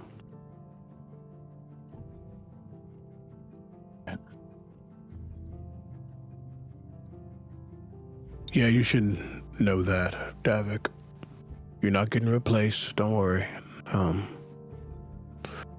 But with 2 people down, and we have some real physical understanding in a way. We're gonna finally see if we can find Timothy.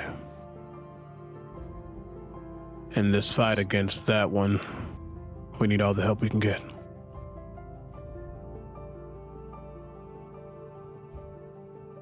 Yeah. If he's out there, we'll look to the statue. He's the original paladin. That could be question 1. And that's a pretty simple, in theory, right? A yes/no question, right? Is he alive? Yes or no? Now, doesn't mean we're going to get a clear answer, but get us something more than we've had. In my honest opinion, I don't believe that Timothy is alive nor dead. When we went through that experience together, that's what it felt like when I tried to reach him. There's too many clues. We've picked up multiple now. Davik, we've seen signs of our old friend. Since the minute that we crossed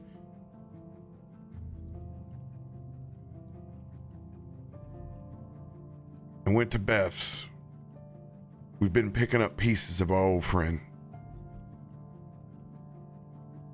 We kept it a secret because it felt like a distraction. I didn't know until I confided into Isaiah. And he confided into me. But we're starting to understand the story. And I'll be honest, I don't think there's anyone else that we're going to be able to find that'll understand the shit show that we're in. I'll be honest, there ain't a whole lot of people like you that want to sign up for this. I want to say we're thankful. I'm glad you have our backs. We've never needed it more.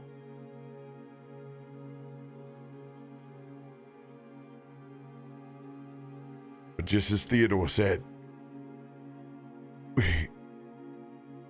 we barely got the first 2 pieces with our whole party. And we know that the time is ticking. And we don't know if they know. And it really doesn't matter. We can't make that assumption either way.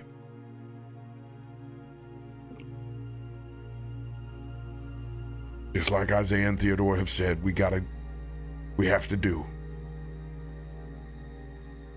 So I don't know how we word this first question, whether he's alive or dead. Frankly, it doesn't matter. We need to know where. We need to know where he is. Can we reach him? Yeah. You know more about souls and spirits. You think I mean, we could just go with where is Sir Timothy, and that could be it. But if you think it's a matter of his soul or his essence or whatever it is, where is that? Maybe that's the play. I mean, we could ask a follow-up if that's based on what we got. You can ask, how do we reach him? That's a damn good idea. Okay. That's the question. Amonkhet was the first time where I've never felt anything at all. Timothy's always felt like a needle in a haystack, but when we died, that's what Amonkhet felt like. No needle. No haystack. We were in somebody else's palm. Maybe she can direct us to whose palm Sir Timothy's in. All right. Then, if we have another question, if we don't need to follow up, I know you said that, and I know they are working as diligently as they can. He says it with a little bit of grit, more than he usually does. But if your divine friend can find where the next piece is better than they can, wouldn't hurt to do our own little reconnaissance. All right. We got a minute to ask these 3 questions. So, how do we reach Sir Timothy? Possible follow-ups. Where's the next rod piece? And that leaves us 1 more. So if everything goes right and we get the answers we want on both of those, we got a 3rd.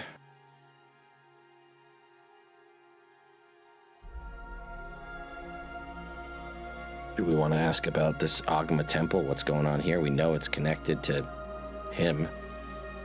I don't know what we would ask, but the less secrets being funneled to them, the better, I feel like.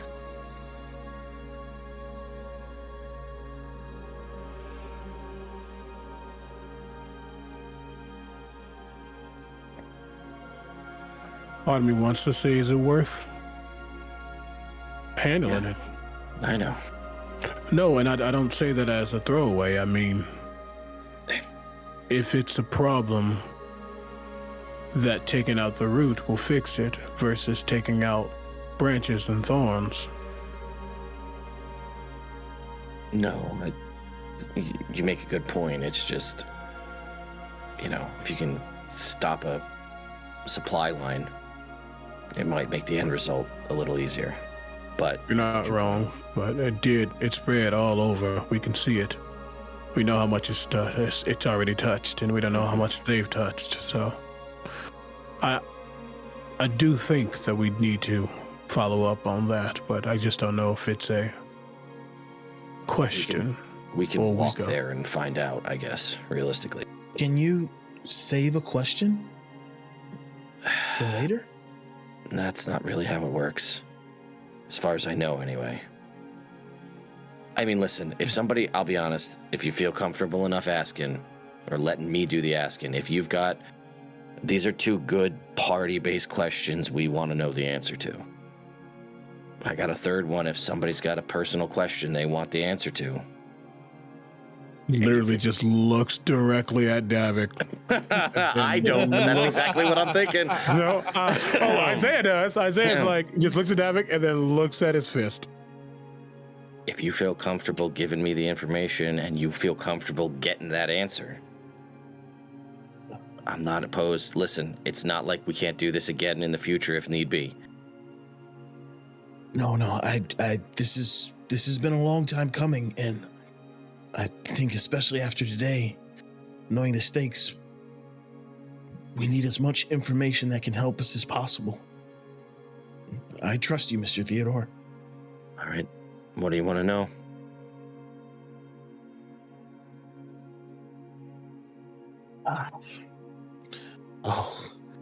How do you distill it down to 1?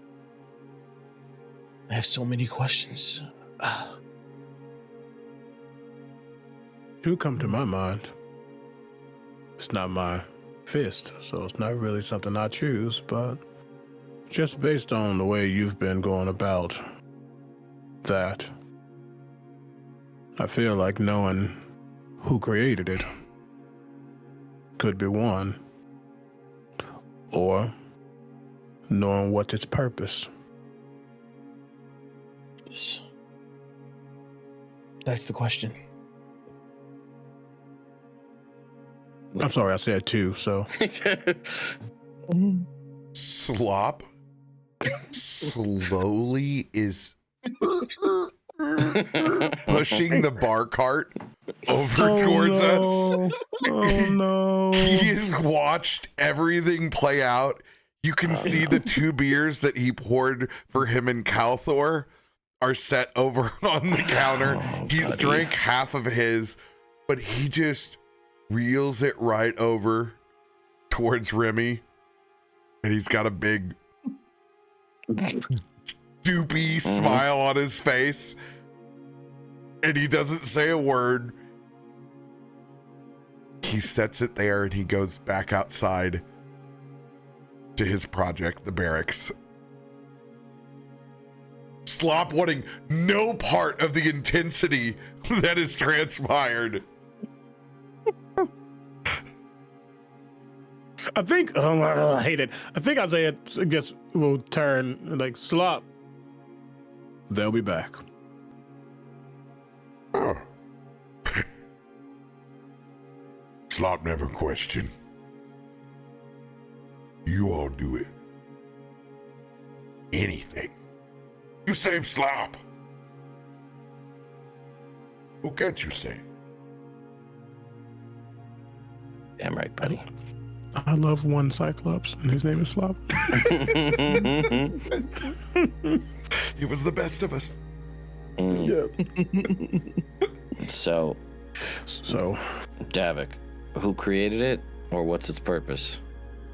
Which would you like to know? Well, I'd very much like to know the answer to both, but if I can only pick one, I For think now. the one that will help us the most is knowing his purpose. Okay. Davik, I have a question. When did it first appear? I found it. I found it, and I didn't think it was real, and I found it, and I touched it, and as soon as I touched it, everything went dark. I don't know what happened after that. All I know is when I came to, it was here, and I couldn't remove it. I couldn't destroy it. And believe me, I tried. Because when I came to, all I saw was fire. And all I saw was her.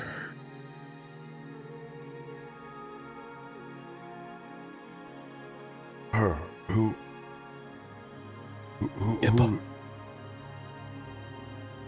Before she...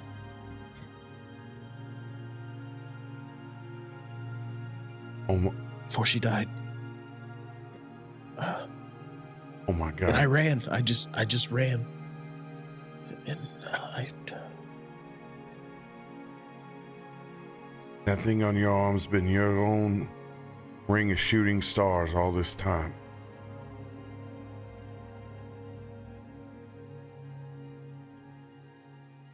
I'm so sorry.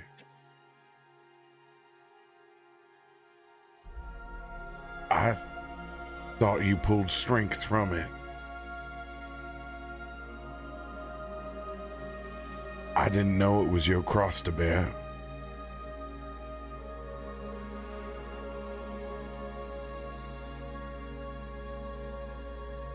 yeah.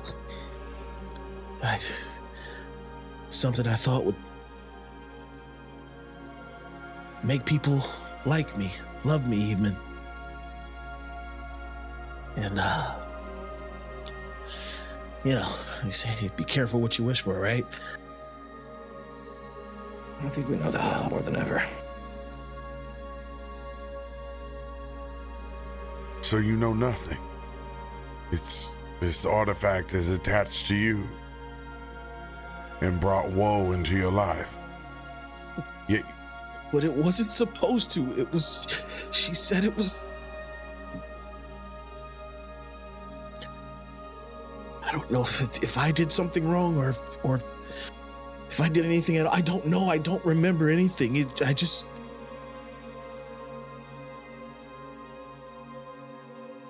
Then let's find out. You shouldn't be using anything without knowing exactly what the consequences or purpose or meanings of it all is. I'm not judging you for using it, I'm saying. I do know one thing, though. It chose me. And that's why I need to know the purpose, because I need to know why it chose me and why and what. I just need to know why. We can ask that question. I'll be honest, Davik, you've been kind of secretive about it and kind of keeping it wrapped up, so I never really questioned it. It's not my place. That's your thing. You're going to deal with it. You want to talk about it, you want to talk about it. I didn't know you didn't know that much about it. There are ways we can, there's magic to find out what artifacts do, things to look up, myth and legend. We can, besides just what we're going to try here today, we can do this. There's a whole team of researchers, if you feel comfortable, down at that shop we were just at. We can put a team on this. We can figure this out. Now, what you're going to do with it and what power you'll be able to get and what you're going to have to figure that out. But you can go in with an understanding of what it's for and what maybe it was designed to be, what its function is, and then go from there. But the more information you have on this, the better it'll be. And it's no imposition to find that out. I agree, Mr. Theodore. But if I could,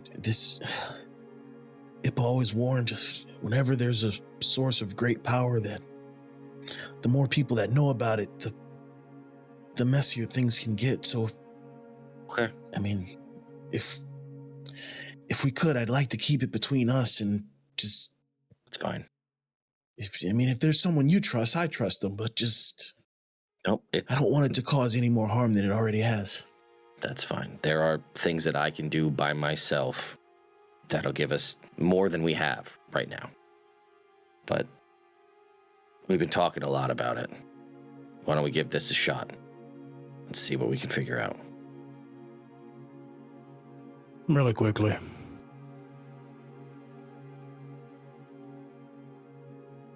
I know I sound like a teacher a lot of times, and I don't try to. I think I'm just blunt. There's a chance you're gonna learn something about that fist that you won't like. Are you prepared for that?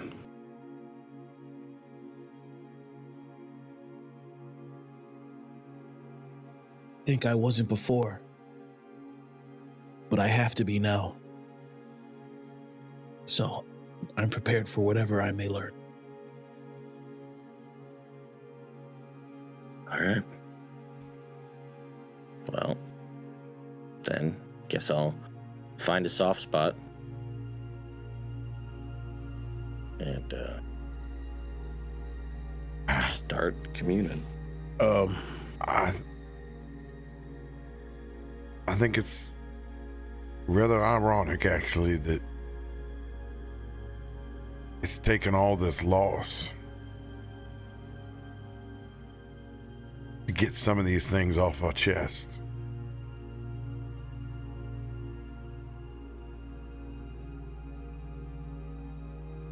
The burden that we all share of understanding. It's the secrets in this world that are trying to tear us apart.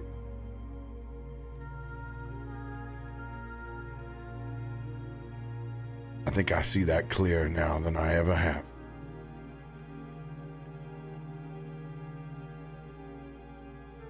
With everyone shedding sunshine on one of their secrets, you all have 4 charges of super advantage in a group bank. Right. Put it in our cards. Those 4 charges, you can apply an extra 3rd die to a roll, or trying to bail yourself out of a hopeless situation.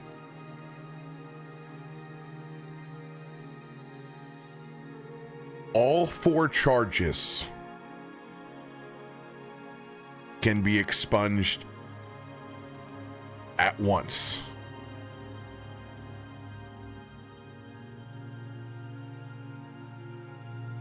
For either an auto critical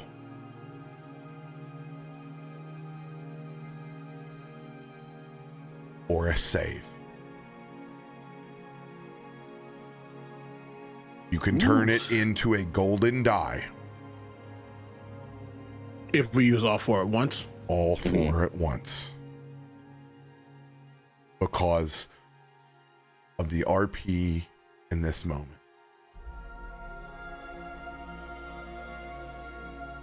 That's crazy. That's incredible.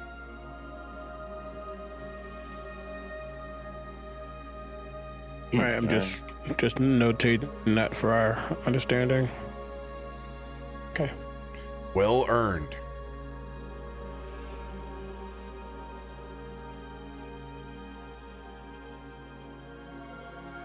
Well,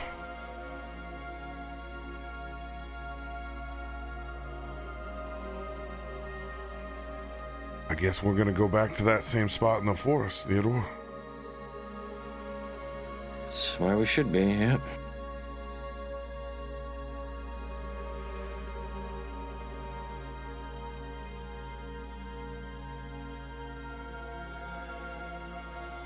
I hope the version in your spellbook works the same way. Certainly gonna find out. And as the party begins to lay preparations to commune with Maliki. Maliki. I'm going to let everybody go ahead and refill their beverage, go use the restroom, take that 50-pound weight off their chest for a second. Well done, y'all. Yo. Look out, boys. My power level's gonna raise 200 pounds when I take off this weighted training clothes. Oh. That was fun, man.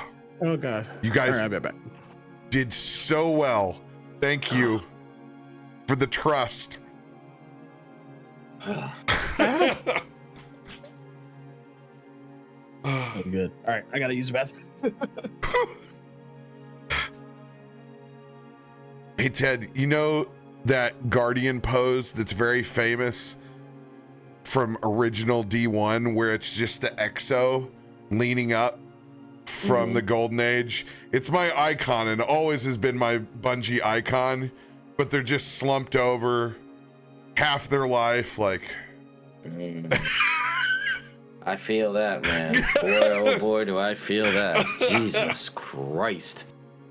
Boy, where was Super Advantage last week or the week before? Jesus Christ. Theodore needs to develop a 2-second time rewind spell. That's a reactionary spell. Like there's that I think it's called it's a Gift of Gab or one of these spells from Acquisitions Incorporated, which is like when somebody says something dumb, you as a reaction rewind time 3 seconds before that happens and then start again. Somebody called Jim that, Dark but Magic. Yeah. Let me go find Jim and find something like that. But it's just like, nope. That's my nope spell. We just go back 2 seconds. No, that didn't happen. All Or just get really good at sleight of hand magic. And then when somebody goes to grab something, I'll be like, "What? What do you mean this ring?" That scene started out one way with a certain amount of people, and then it just progressively got worse as I had less and less. And I'm like, this is how this is gonna have to go. I'm getting a beer. This is fucking ridiculous. I said it. Oh, that we play D&D to feel. Oh yeah. Oh, All the feels tonight, huh? yo, the good stuff. Ooh. Man, I don't have beer. I'm gonna grab me a twisted tea.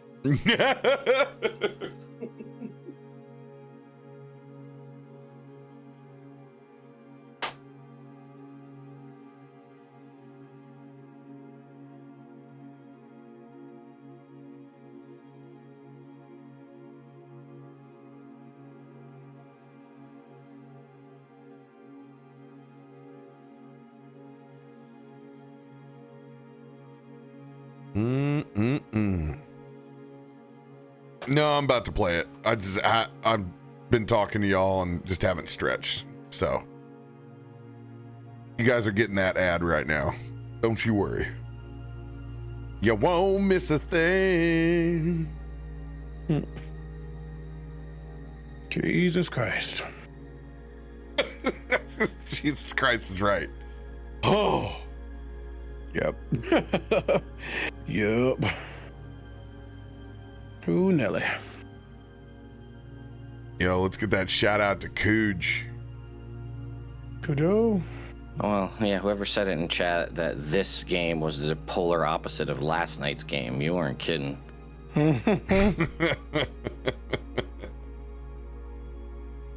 Until the very end when people decided to stab themselves in the chest. Oh.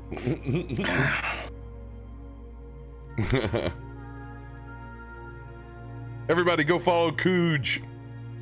Yeah, Crit Hit Chronicles. Easy buttons right there. Do it.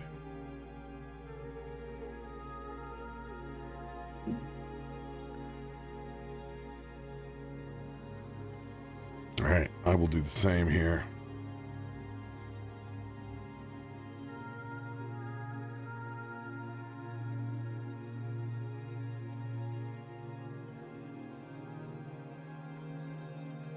That cat is cursed.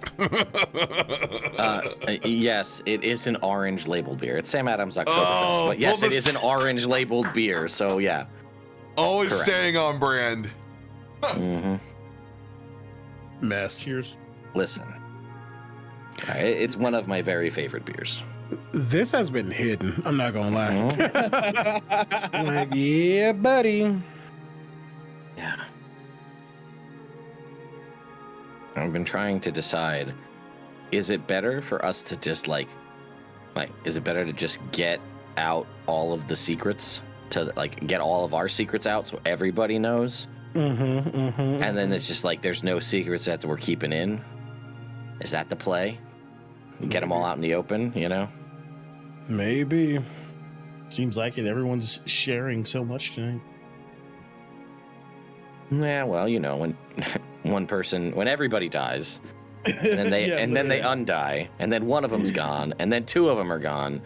Well, maybe we should talk about things a little bit. Maybe we should have a conversation. Very that. Very that.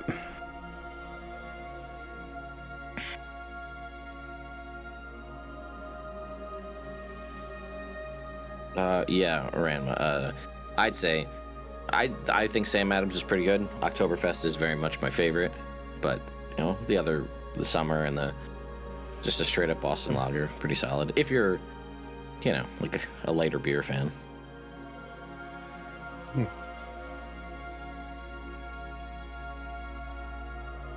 If you love IPAs, this is probably not the beer for you, but.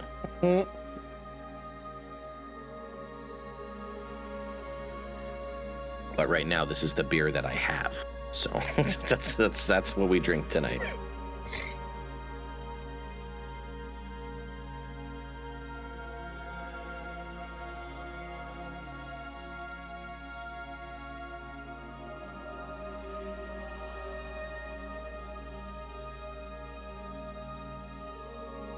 Mm-hmm.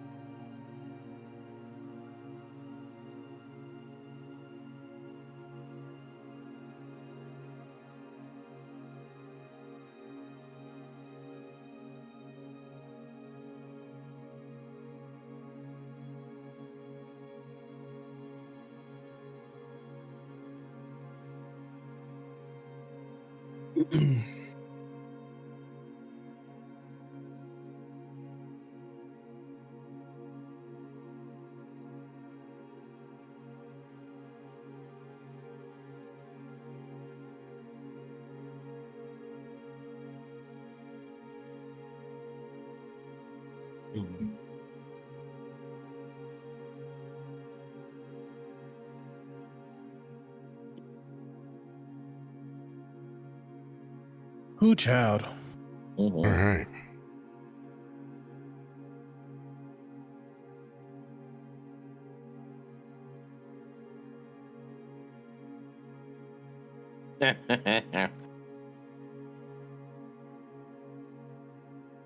Appreciate all the cards, everyone. Thank you. Y'all are going ham.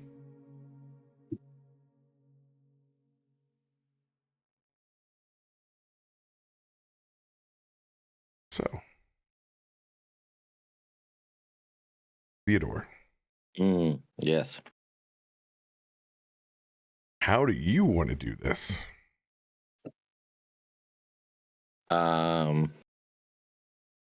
Yeah. I guess we'll try to find a spot that's a little, a little quieter spot. And I'll just kind of, I guess, sit down kind of into a very, like, I guess, monk-like meditative kind of pose and lay the book down in front of me to that page with the very kind of Arthurian text, green and gold commune written in the spellbook, and focus on that and begin to do this ritual and cast the commune spell. Thinking back to that forest that I visited once before, that clearing amongst the autumn trees with that sunlight shining onto that little clearing in the thicket there. Focus on that. Remy will go and grab a small tableside candelabra and place Egrik's candle on the center and bring that over and let that twilight bathe over your spell book as we set up our center community room and set the mood properly. as magic of this nature, and especially the divine, are to be respected in their rituals.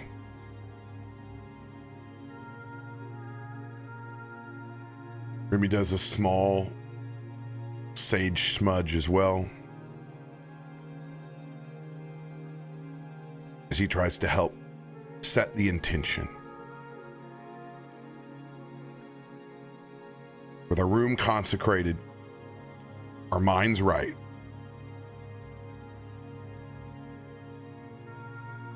we let Theo begin the process of casting the spell. What does it look like? All right. Well, Just to add really quickly, Yes, please. Isaiah watching all of this happen, and again, he's never been one to go into the understanding of the arcane. It's really not his forte in any way, shape, or form, but he does understand respect. And seeing her candle still glowing and knowing that it's pretty light outside, he's gonna make sure he's in the space with everybody and just close your ears. And he's gonna shoot, take his gun and shoot once. And there's gonna be a globe of darkness that surrounds this group, but the dim light of the candle can still glow.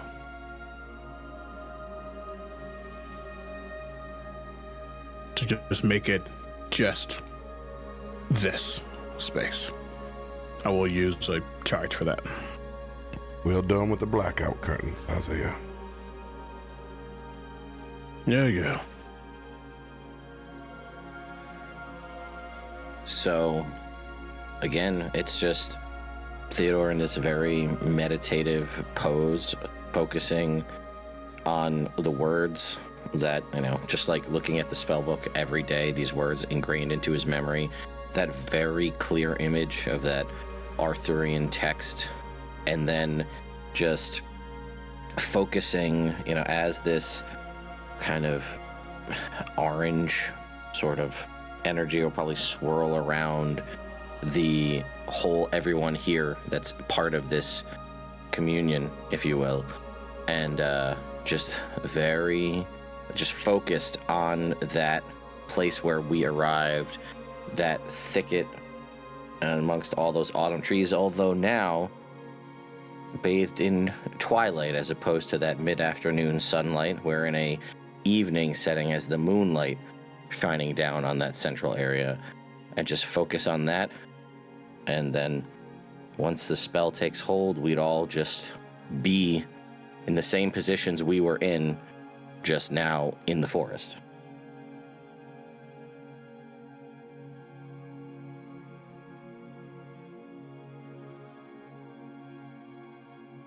Slowly letting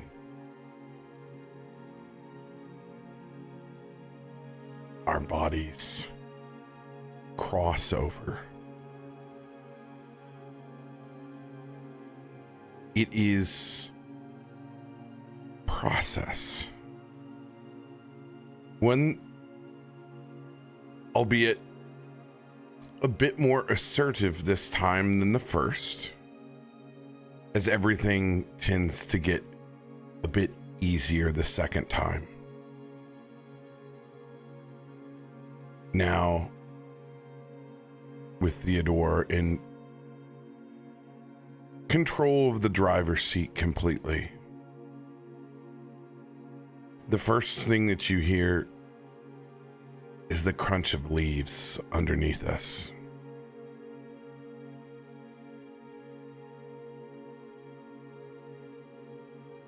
And that twilight that bathes in.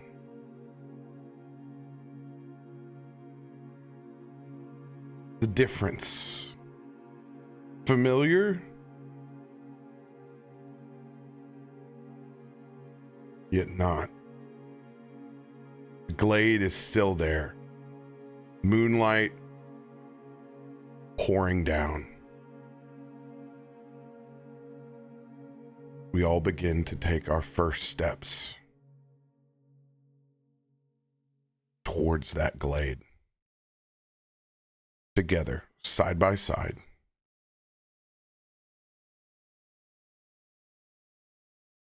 And we see at the same time the same unicorn that we saw the last.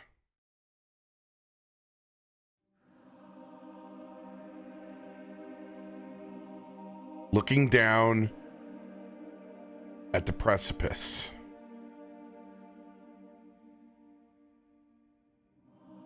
Glade being the line in the figurative sand. We all know, to get the answers to our questions, that we have to cross that figurative line.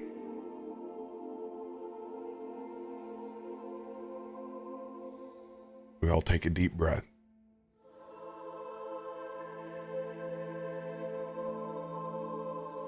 And we look to Theodore's lead.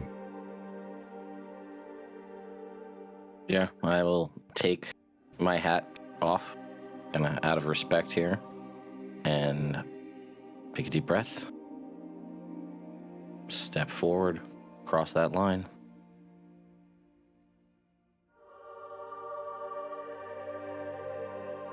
Remy goes hand in hand as well.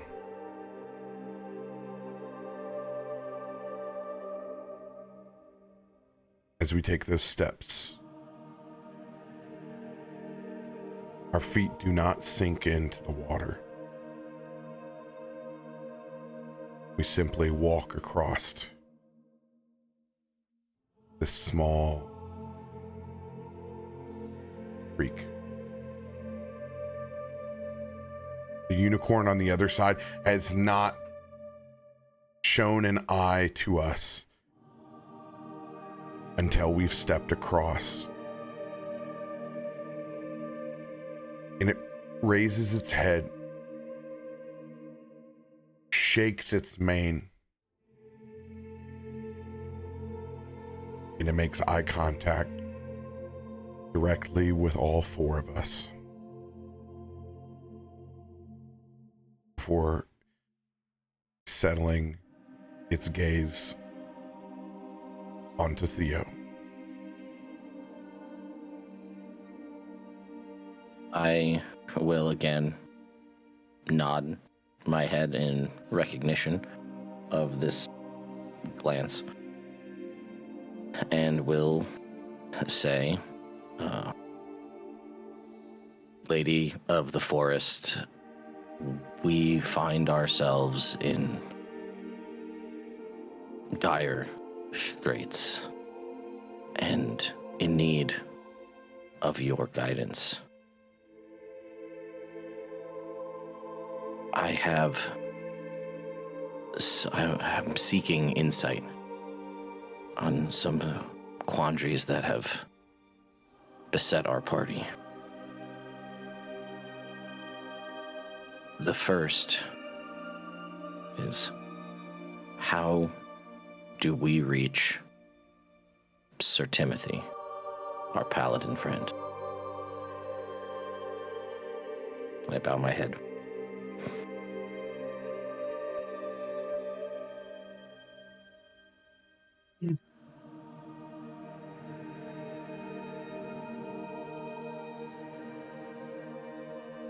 Theodore,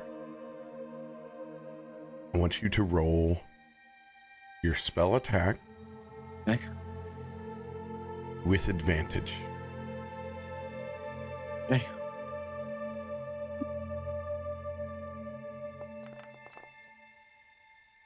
$35. Couldn't only do one better than that, so.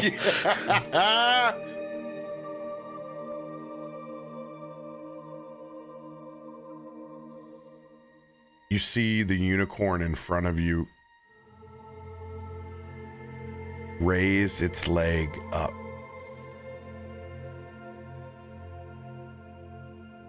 And for the first time, you see the liquid tension of that glade raise up with its hoof.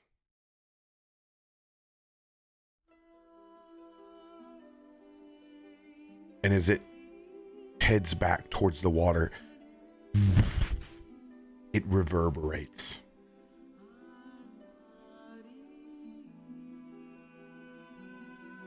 And in that reverberation, you can hear the trees around you bend and shake as if a strong gust of wind has blown through this forest.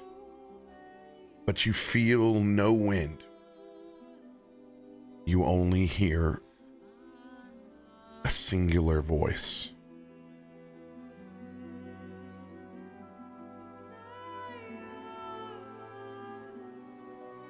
Theodore, the orange.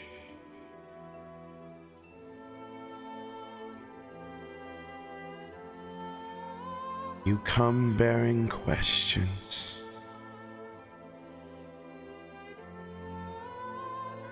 It's been so long since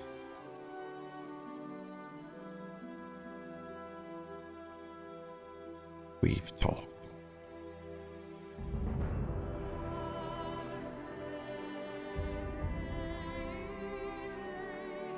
Before I answer your questions, you must first answer one of mine.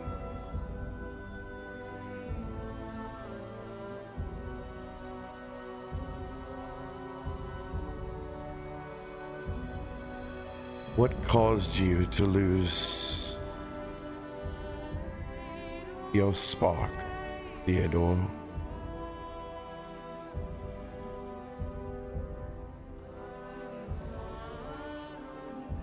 It's been so long since you've walked through my woods.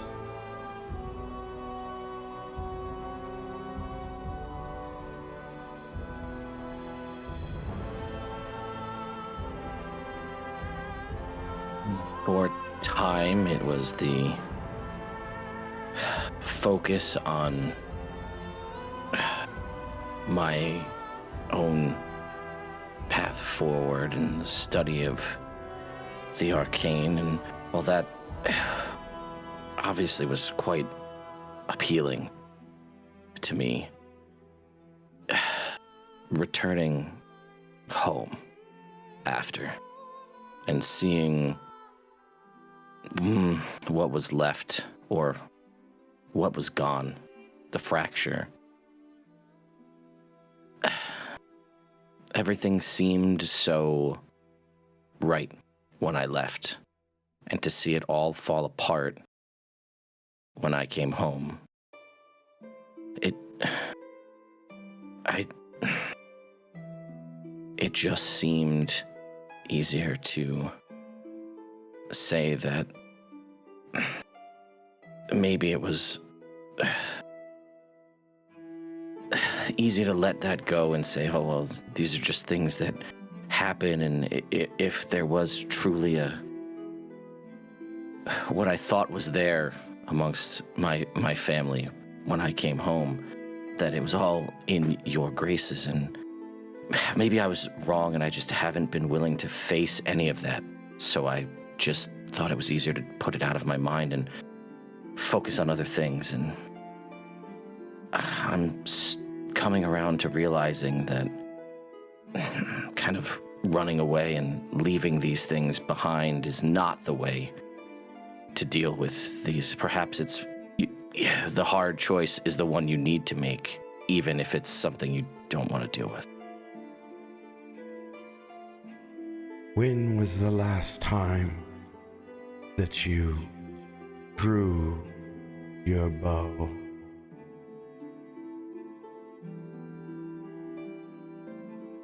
God. Decade or more.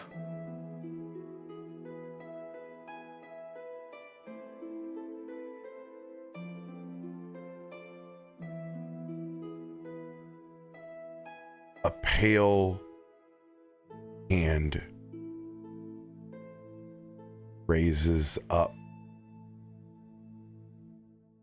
through the pinkish glade below your feet.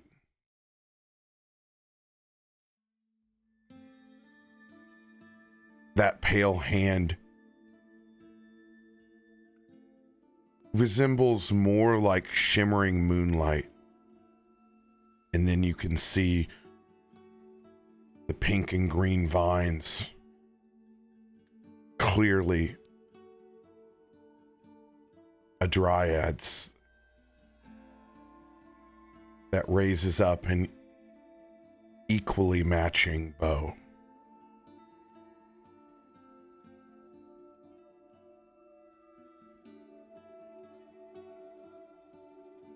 Theodore,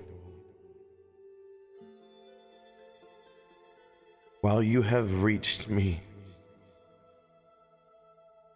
with your own means, if we are to have this conversation so many years later,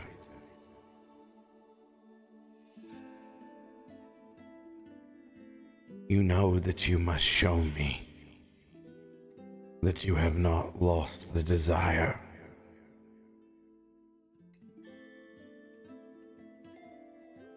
The commitment. The way of the woods.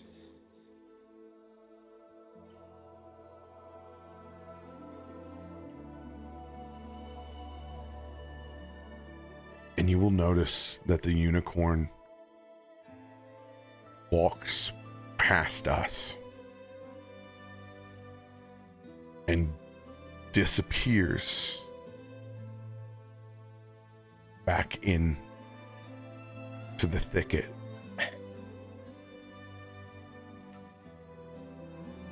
And you see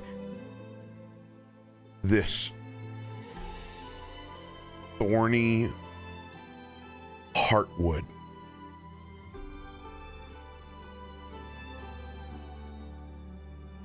produce itself out of brambles. It is small, it is distant, it is just out of short bow reach. This is a short bow of Maliki that has been produced.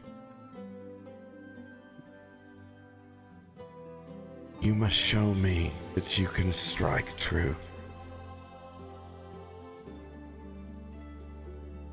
Even if it breaks my heart.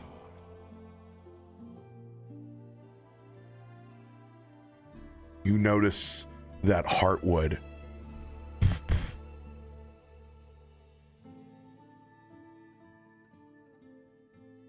mechanically, you have been compelled. Yep, that's fine.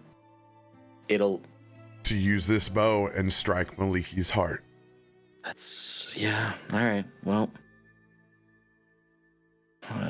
picking up the bow, feeling that familiar but oh so distant feeling of the wood in your hands, the handle, the curvature of the limbs. He will set his hand into that grip, feeling, again, something he hasn't done in so many years.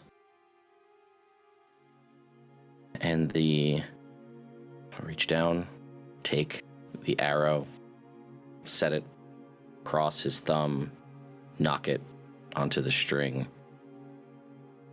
Test the tension of the bow, realize that these are muscles he has not used in a long time, and these are not muscles you use every day at all. So this is a little bit of a struggle as the arrow is pulled back, finger in the corner of his mouth, just like he's been taught all of his life, staring down at that heartwood, looking upon it for the tiniest little fleck, dark spot, imperfection, to focus all of his vision on, because if you focus on the whole thing, you're going to miss it by a mile. So you need to tighten in on the smallest specific spot, and that is where your focus lies. Sitting there, takes a deep breath in, holds it, focuses on that, and then just lets that arrow fly. Yeah. I'm going to ask you. Uh-huh. You are proficient, even if it has been a very long time. Mm-hmm. You were just out of distance. Mm-hmm. This shot is at disadvantage. Mm-hmm. Is there anything that you were doing to help improve your odds? Yeah, I feel like we have to use an advantage card to make this a straight roll. Queuing in on your youth Mm. and your survival skills.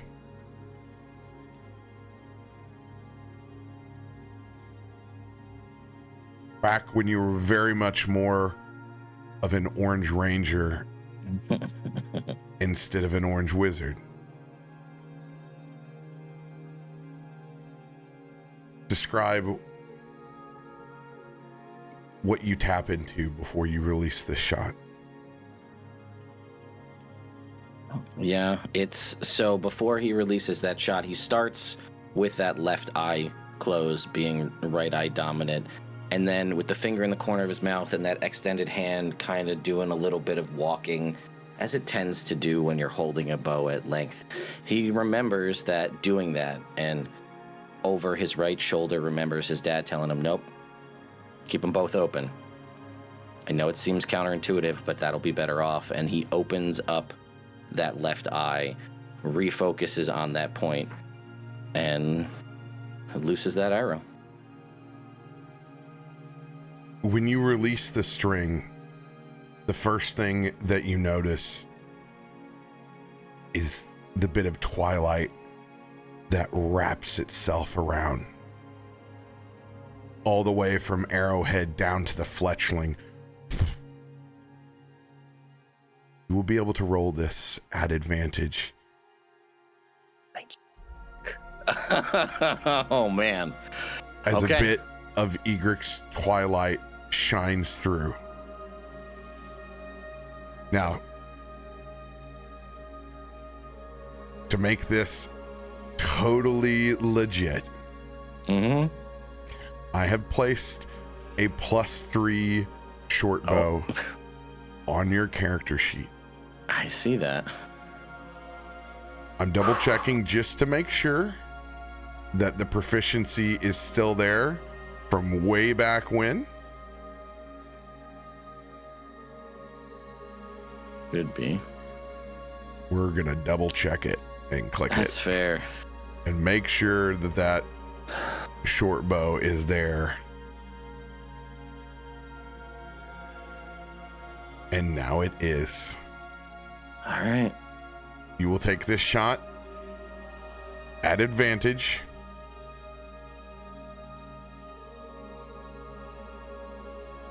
Go. That shot at advantage. Okay. Oh boy. 8 and a 9. The first arrow strikes the outer edge of the thorns with a 22.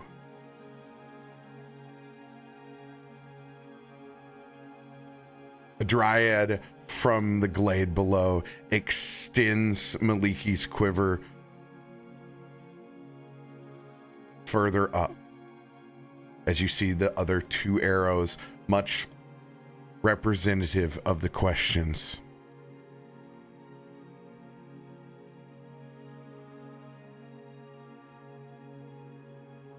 Remember your past, Theodore.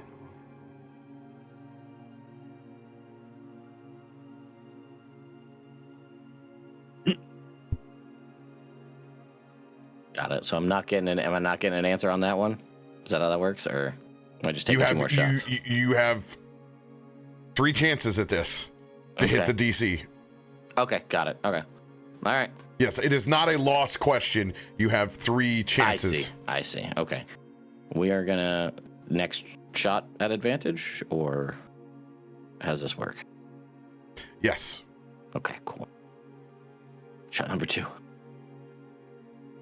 God. Okay. Oh my God, we're getting incrementally better. I'm gonna burn my human inspiration. And roll that D10 and hope for a better cannot. Roll. Oh, I cannot. Well, then that's inspiration. fine, RoBear. That 30 would have been nice, but all right. It strikes the other side. Maybe it has been too long. Theodore. As your spell book is set to the side, you can see the vines in the Arthurian text begin to rot and die as it's literally consuming the spell as it retracts.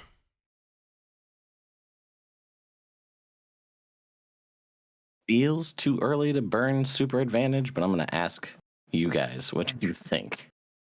Because I've been rolling pretty middling on this, but... I will say this as well. Thanks to the generosity of chat. Today, we started with 1 divine intervention. We currently have 4. Jesus. Wow. What a shift, chat. Jeez. So.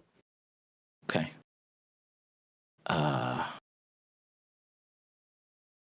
This is your backstory. I know. Remind me how... That Isaiah has answered the questions about. Yeah, no, that's fine. There are answers to be given. That's fine. How does your divine intervention cards work? Remind me of that, RoBear. They are using your D&D level and picking. Oh, I don't trust my luck on that one. That's a last resort at best. This is a different situation. Okay. Because you're here. Okay. I will let you burn one of these divine interventions to throw that 3rd D20. Okay. All right. That's reasonable, I think. Yep. How do I do that in... You'll just fire at advantage and then throw and then one fire more. Another one? Okay. Yeah. And if all else fails, you can luck it. Maybe. No Maybe. lucks. I don't know. No luck. No cards. This is it. No cards. This is an old god. How about a 30? Oh, I got one more. I'm throwing it anyway. Yeah, throw it. Hope for the 20. Natural fucking 20. Let's go. No!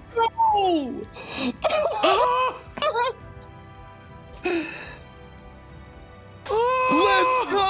Oh boy, super advantage. The dice tell the story. Oh, my temperature just dropped by like 10 degrees. Oh. Yo, that was dope. What the hell? Please. Both wizard and ranger of the orange. Describe piercing this heartwood. Yeah, the that arrow will loose, and he'll feel the rush as the arrow shaft runs along the end of his hand, and that casual, soft brushing of that feather fletchling across his thumb. And there's just something when you release that perfect shot. You know when you do that, when you make that perfect shot, you throw that perfect ball, whatever it is, you feel it. And you're focusing on releasing at the target, and the arrow kind of breaks your vision as you're looking down at the target. The arrow intercepts it, and then you focus, and then you kind of you pull it down, and it's odd because where you were looking, there's something there that wasn't there a second ago, as you see those fletches staring back at you, and perfectly exactly where you want it is that arrow stuck straight. There's not even that of the arrow going in. It is just stuck right where it needs to be.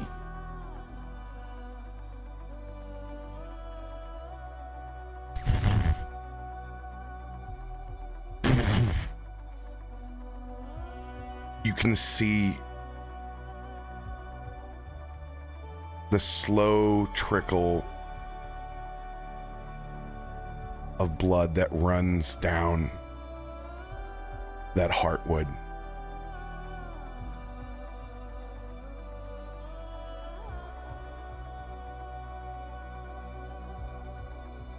You feel every ounce of your body compelling you to come and retrieve your arrows.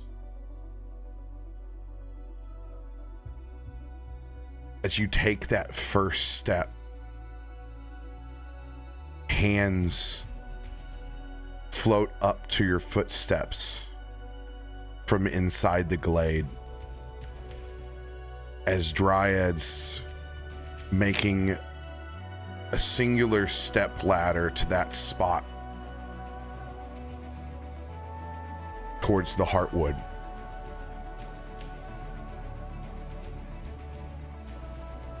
Taking each step, the rest of us see glimpses and images of you in your youth, when you were an Orange Ranger.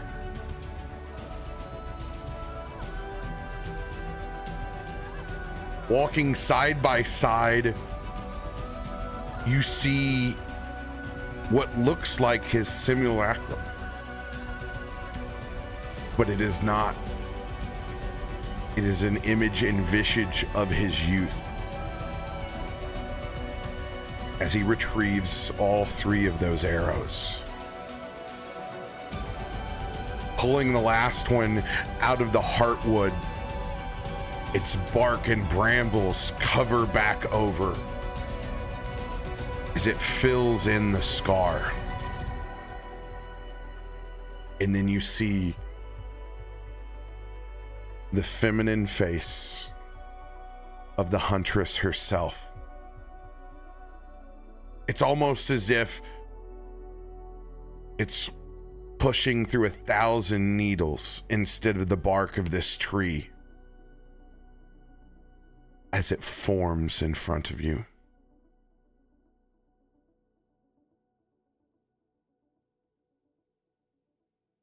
It has been far too long, Theodore.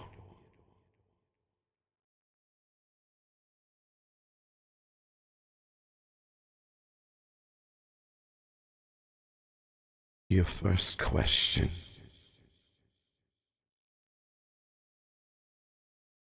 You desire to know the location of an old friend.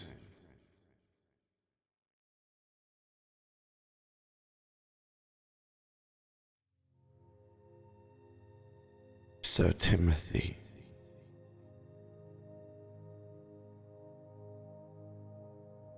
I will reach out across the plains to seek his presence. Hunters, hear my call. You don't see it, but you can hear once again those gusts of wind that flush through the forest. The rest of us see nothing, but Theodore, you see the dryad splintering off into a great hunt.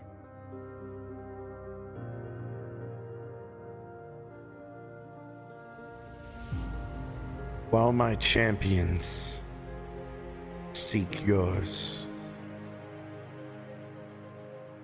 what is your second question? Yes, thank you, my lady.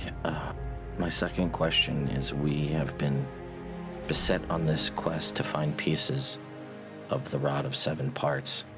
We are looking for the location of the next piece in sequence.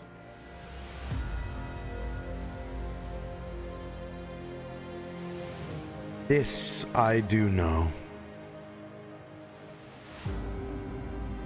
The third piece of the Rod of Seven Parts is hidden in a far-away world. One that even your council of wizards cannot see. The protection of Sybaris keeps the world of Eberron out of reach. But you have made contact.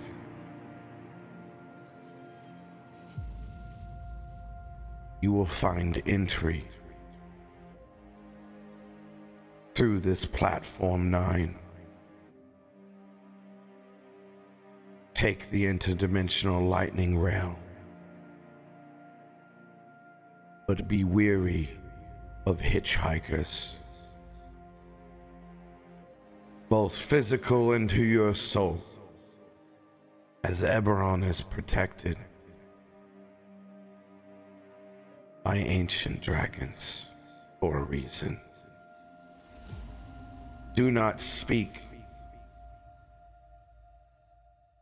of the troubles you have on your plane, for they have protected Eberron for generations from them all. Let them continue their fate, for that is theirs.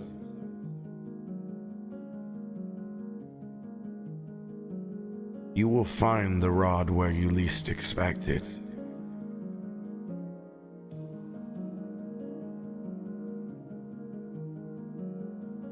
You will know when you see it.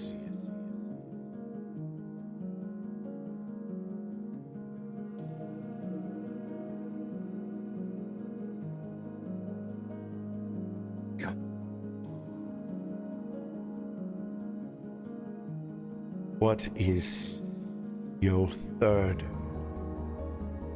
question?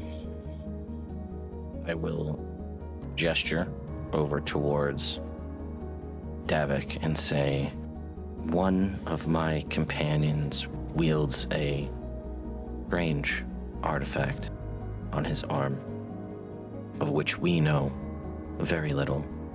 And I was hoping perhaps you might be able to provide us information on what its purpose is. What is the purpose of this artifact?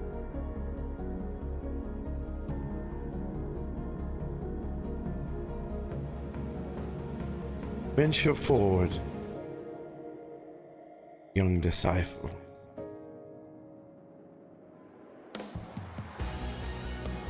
Davik will head low, respectfully step forward, kind of just in a state of just a constant bow.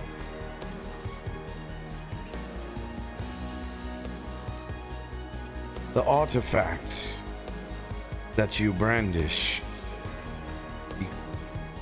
You continue to take those steps as dryads hold up the pressure underneath your feet. As you continue to walk to Theodore's right.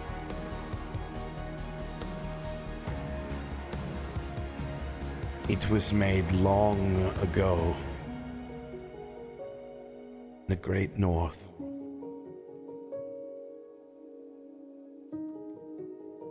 This device once saved the people. Perhaps your destiny lies within it.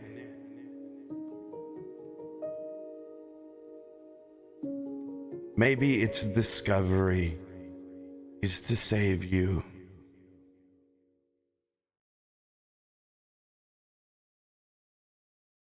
I can feel the doubt inside your heart.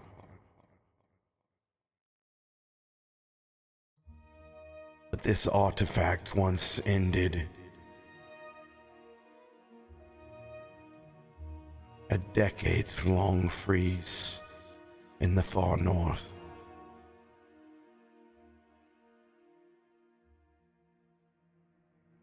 Only this artifact and those that were brave enough to craft it were able to end the Frostmaiden's rhyme.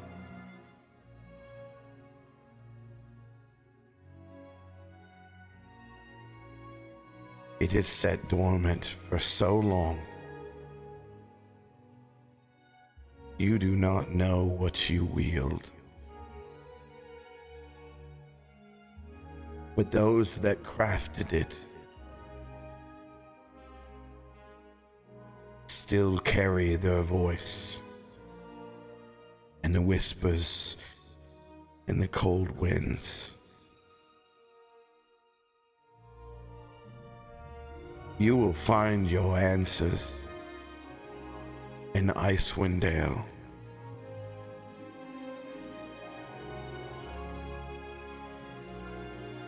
There's no better way than to hear what it is that you carry from those who created it.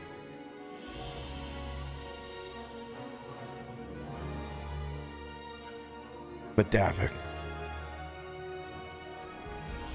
understand this.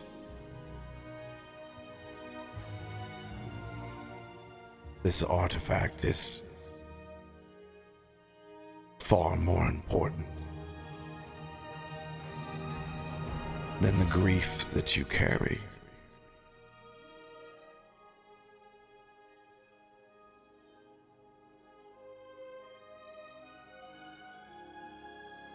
Focus yourself.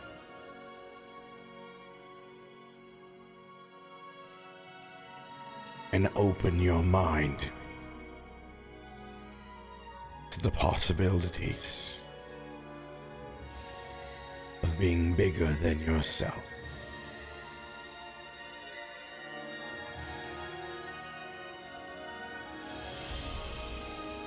Seek the knowledge of the first artificer of the Order of Winter.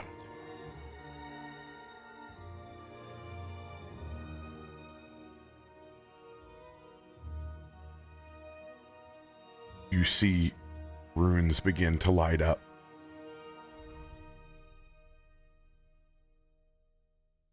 As the attachment begins to manipulate on your arm.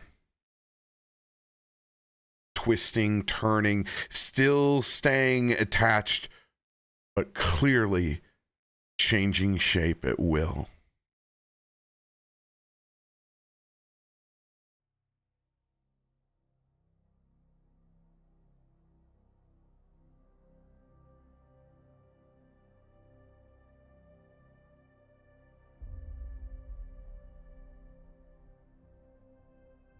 Isaiah.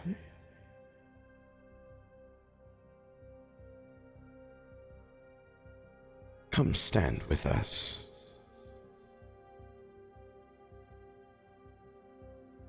As a note, he is definitely probably the farthest away from the group. Not far, but the farthest away from the group. Too much light. Goodness. And that's hesitation. I don't think we on the same team, so I'm just gonna let him do his thing. Remy looking like Travolta at the back. You as well, Rimelu. Both of you, come and stand with me.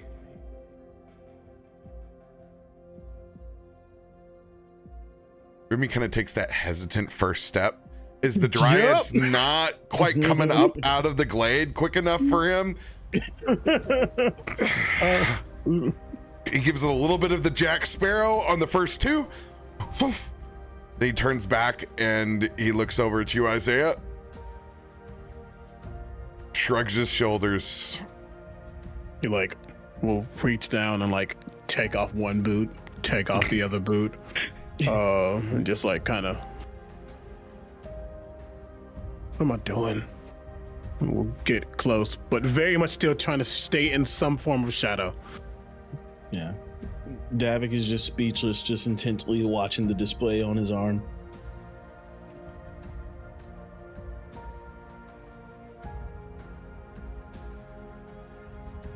You all deserve to see this.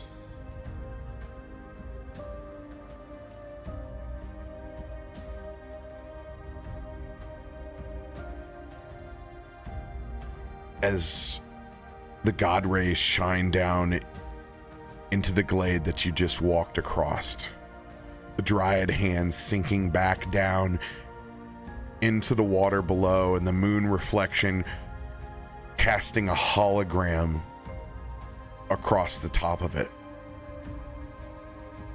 Like a fly-in drone camera, you begin to see images of the Shadowfell.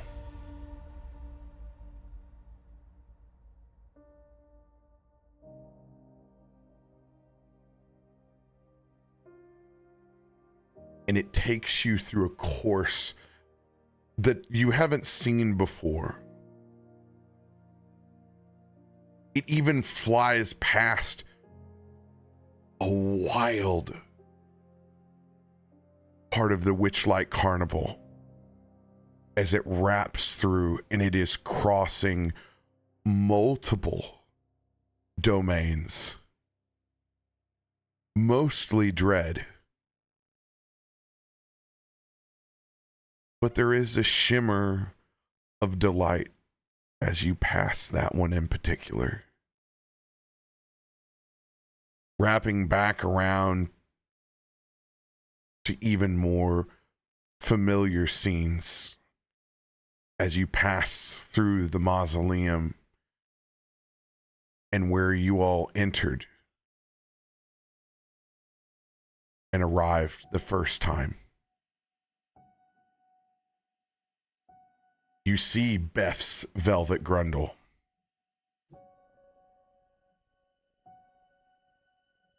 You even see the image of Sangora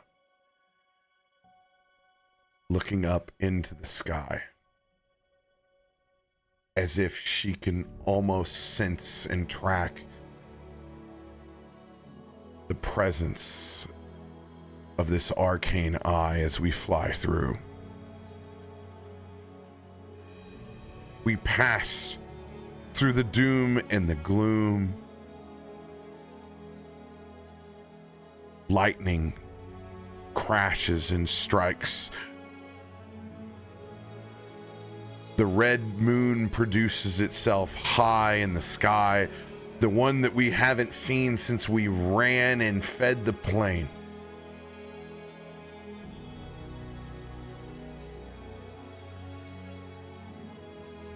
And as lightning crashes and strikes, when the light fades, there is but a singular tower.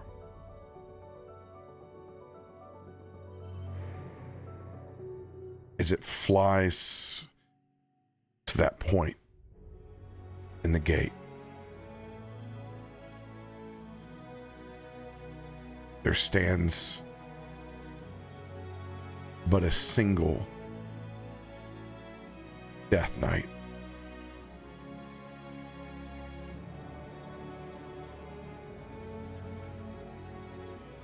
and you see them slowly take their helmet off and set it down to their side as they too look towards the sky. And you see the Oathbreaker, Sir Timothy.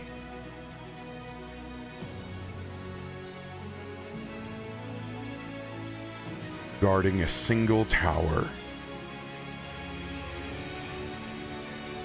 inside of the Shadowfell.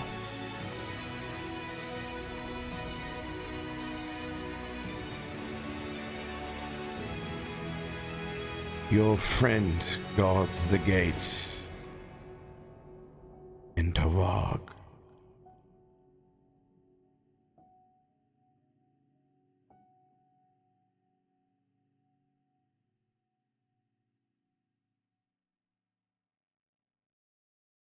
As the remains of his maritime presence and his oath to the sea seemingly gone.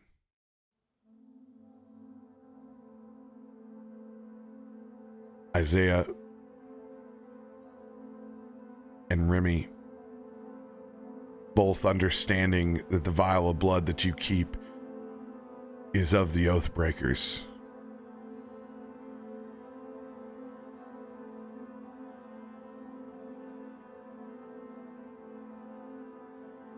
Do you wish to see?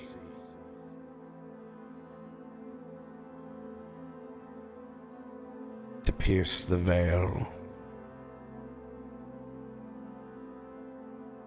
To find the truth?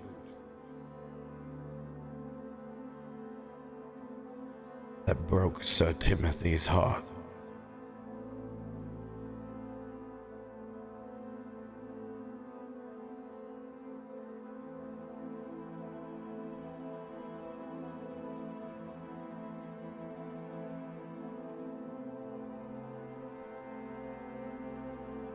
Do we?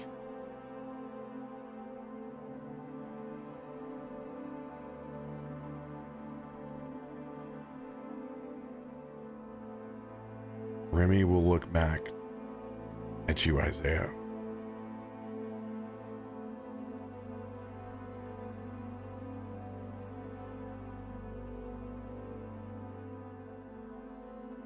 And just so we're clear, he is guarding the gates where?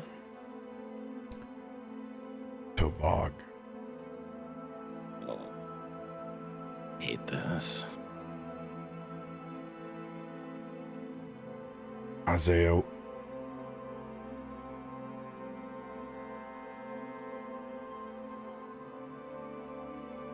We need gotta the know. truth. He will open up Sir Timothy's fate deck.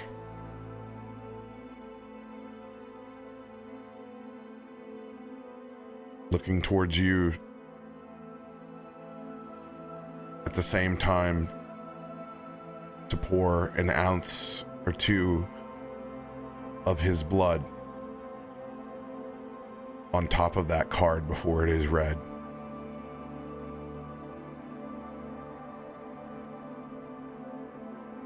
He's gonna take that vial, stare at it for a bit before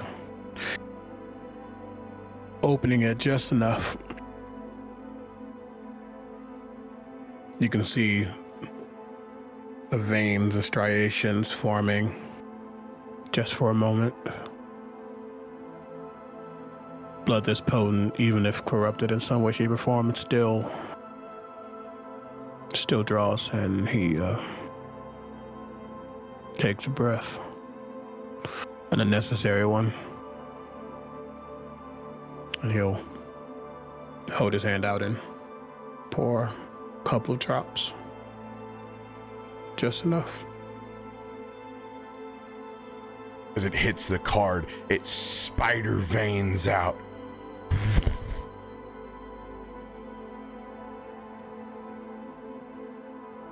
As Remy turns the card over and places it down on the glade. The blood ripples and forms a pool of oily black darkness. You can see the god rays of the moon pour down.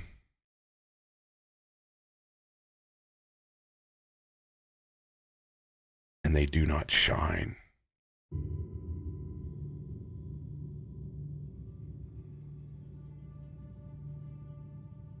And then you see a single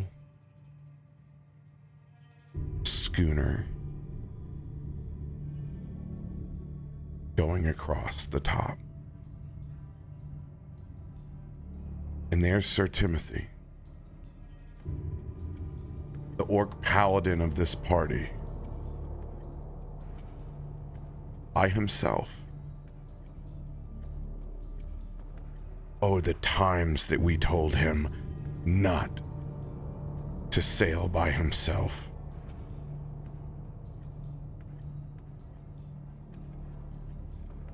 And you see him sailing farther and farther out.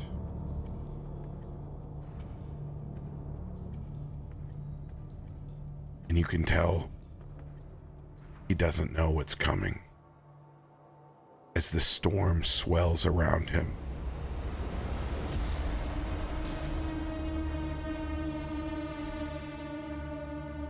Timothy sees it far too late.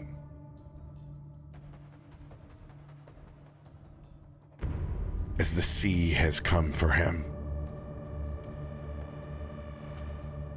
You see him struggle. You see every trick in the book as he slowly pieces his survival together through this tempest. But even an expert mariner like himself can't do enough before the storm, bit by bit, crushes his vessel. As you see that orc paladin now down to holding on, being tossed and turned, rolled over into the depths. You begin to see the dark tendrils of the deep below, calling for him to be drugged down into Davy Jones's locker. You can see him, he is clutching his amulet, holding on to the literal last pearl that saved his life. It melts into the darkness. You can see the panic in his eyes as he's pulled under.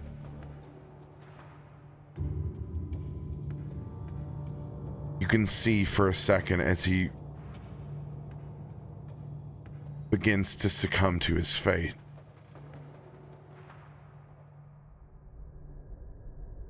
But then his eyes flash. And they flash a crimson red.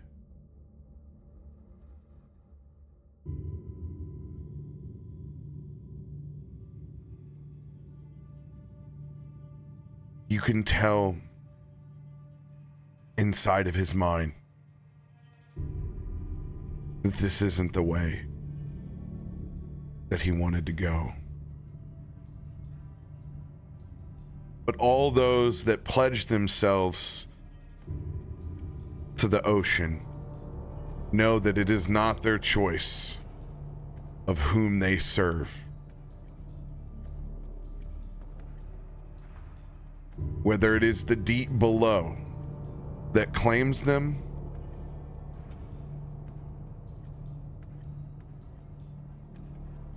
or the lighter side of the tides.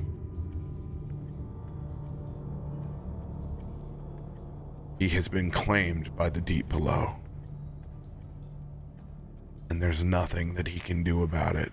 As the last bits of air leave his lungs, his eyes flash again.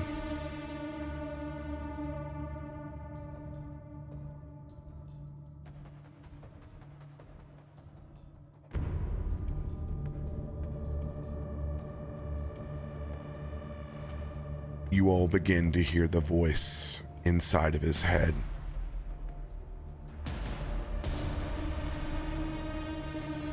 You are meant for much greater things, Sir Timothy. Do not let the deep below claim you today. Sail another day. You can beat this storm. You've beaten all of them. Do not rest yourself into a solitude, into the depths of the ocean. You were destined for greater things. And you see it. Instead of him letting the depths of the ocean claim him into his oath, he extends his hand upwards to the sky, and you see that red moon pierce down as his body lifts into the hands of Kost, the betrayer.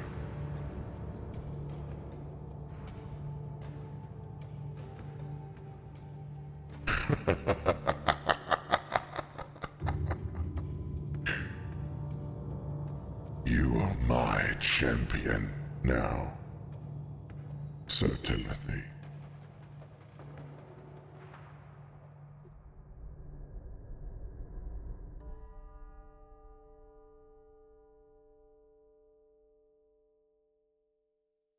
And the ink blot fades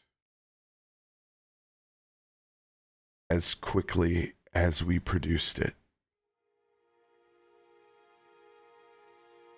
And that, my friends, you can thank Sir by 4, as that is how he told me that Sir Timothy broke his oath. My man.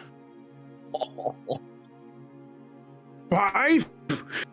He said Dang it, Bife. that he broke it through Cass. And then we workshop the rest.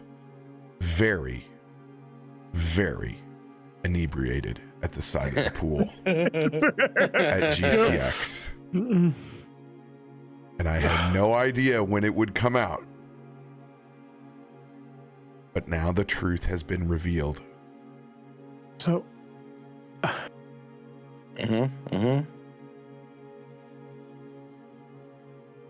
These are the RoBear. truths. oh, Go ahead, go ahead.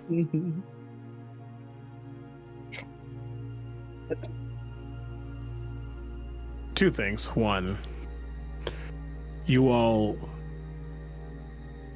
would see Isaiah visibly shaking. Two, I think I need to make a wisdom saving throw. Yeah, I think you do too. Oh no. I think you do too. And I pray I don't fail this. I would say that you need to make this a disadvantage. It's advantage. Yeah. I feel like you could. This has been a day that became a day. So yeah. I'm not gonna add anything to it. I'm just let the dice say what the dice say. Yo, let's go, dude. Whoa. Taking that 22 and 19 can't get much better than that. Wow. We're Damn. going to honor that as the crit that it is. Damn. 20 and a 19. This truth glade is wild. And I'll say you all would see his mouth begin to purse and form. The way it's shifting, he's about to say something with M. It's about to just be screamed, but he doesn't say anything. He somehow keeps it down because a certain name was about to get screamed very loud.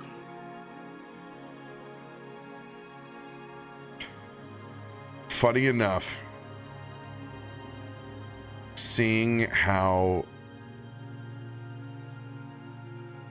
Timothy was coerced into breaking his oath somehow gave you the strength and disadvantage not to break yours and unleash the literal hells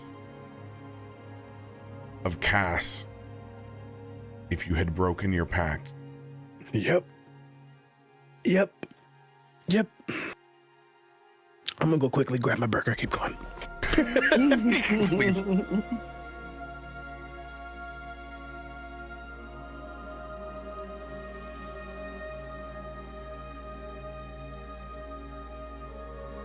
Timothy, or I'm sorry, Remy looks at the rest of this fate deck.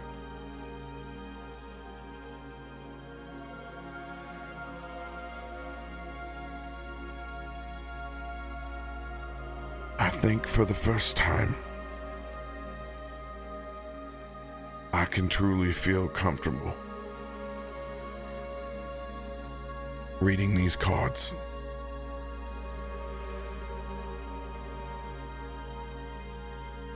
I don't know how, and I'll probably never know why, what led us here. But I'm grateful.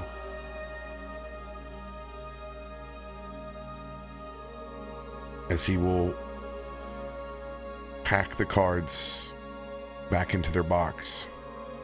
The party now has access to the Harrow deck. I can perform readings inside the game that pull on the threads of fate. That can deliver both boons and forecast woes. But we have access to them. And I am super excited to be able to use it if someone needs to divine without knocking directly on the door.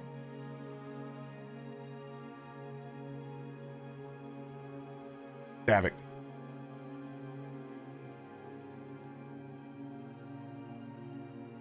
You finally have your first answers.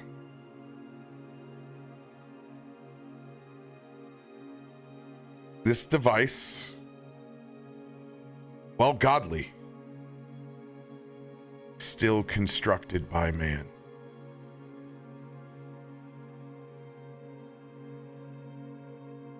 Well, there's much to learn about the struggle between the people of Icewind Dale and the Frost Maiden. You understand why this device, this ancient artifact, found you wreathed in fire. It once stalled a nation.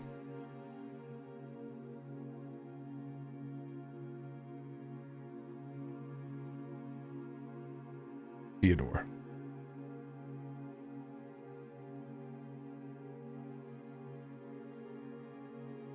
Theodore,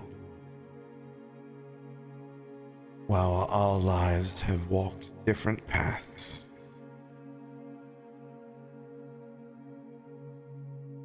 the hunt still calls to you in your heart of hearts. That you showed me today.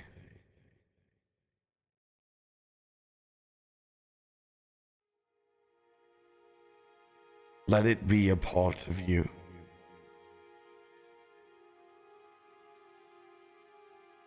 In the way that it once was.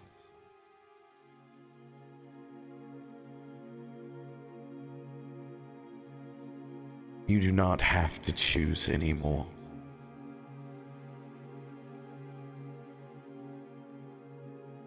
The choice was always yours.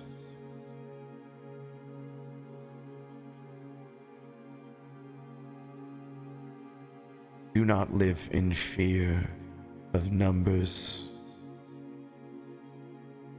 or questions. This glade has always been your home.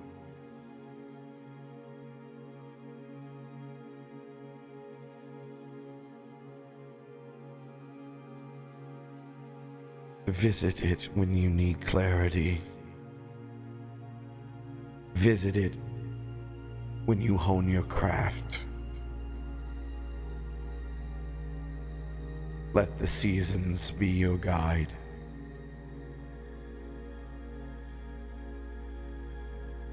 Mechanically, you no longer have limitations on questions to Maliki. Okay. With a natural 20, you were able to commune and talk with Maliki as you wish. Your simulacrum will require you to recreate a 13th level ranger, of which it can take form of.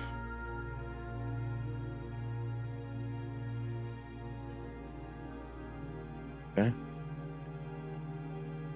It will be your choice to declare when you create your simulacrum, whether you create a simulacrum of your orange wizard or of your orange ranger.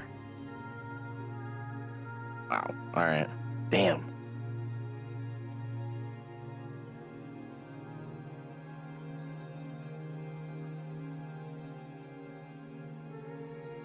Four final dryad hands raise up out of the glade with shimmering vials of a pearlescent moonlight liquid.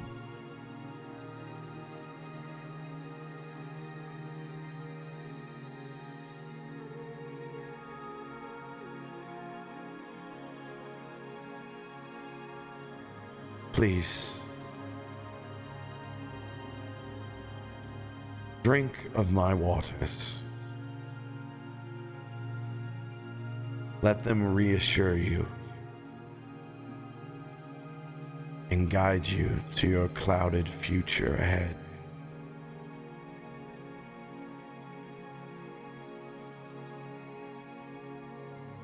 As each of you have a vial of the tears of Maliki.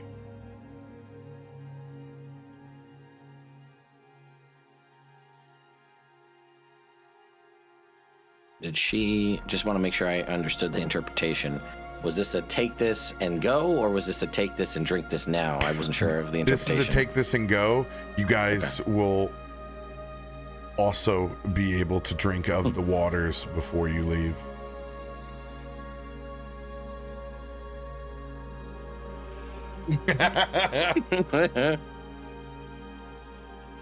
As you each get a commemorative Disney Maliki cup priced for $49.99 that you can get inside of some shitty TikTok shop somewhere.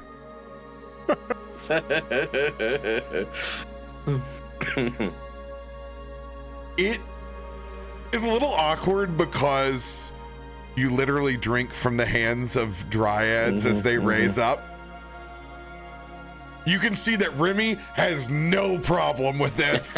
Of course not. Watching the forest match his freak, he quickly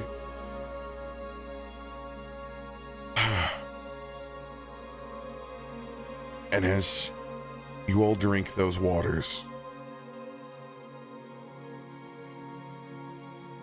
Your eyes open back up.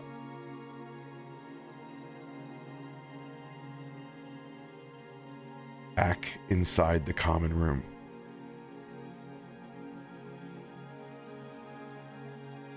Bathed in twilight, holding your vial of tears. As you look back at that statue of Sir Timothy. And that is where we will end this week. Oh. Oof. Let's go. Oof. Oof. Y'all killed it. Oh my goodness. Oof. Ugh. Ranger? So many revelations. Now listen, there's a No. Didn't he literally like, we keep it secrets, but I'm not gonna worry about it. yeah. And then all of a sudden, Listen. find out you wasn't even a wizard at first. Listen. Robin Hood There's a over story there. Didn't think it was gonna come out tonight, but there's a story there. Your best friend not happy. Listen. All right. I told you everything. Keeping the blood of our best friend in your chest for 20-something episodes, but sure, whatever. He's not my best friend. He's just a Those Maliki Glade 20s. Holy Oh my God. shit. Dude. out. We need a I forest, was man. really scared. I was like, man, I really hope we don't take an L in this forest and like just get like booted, like worst day ever. Like It's not been a great day thus far, so that was nice to have the win. yeah. Oh, it started with Davik and the candle, and it went up from there. Mhm. Oh, trust the process, chat. Trust the process. What a story! Oh God. Whew. Good stuff. wild. Mhm. Oh, I didn't know when Gonna we go would to- ever really talk about your God Fist. But I'm super excited now because that's what I've had in my head since you pointed out that we went to the north. I'm like, oh, I know what this is.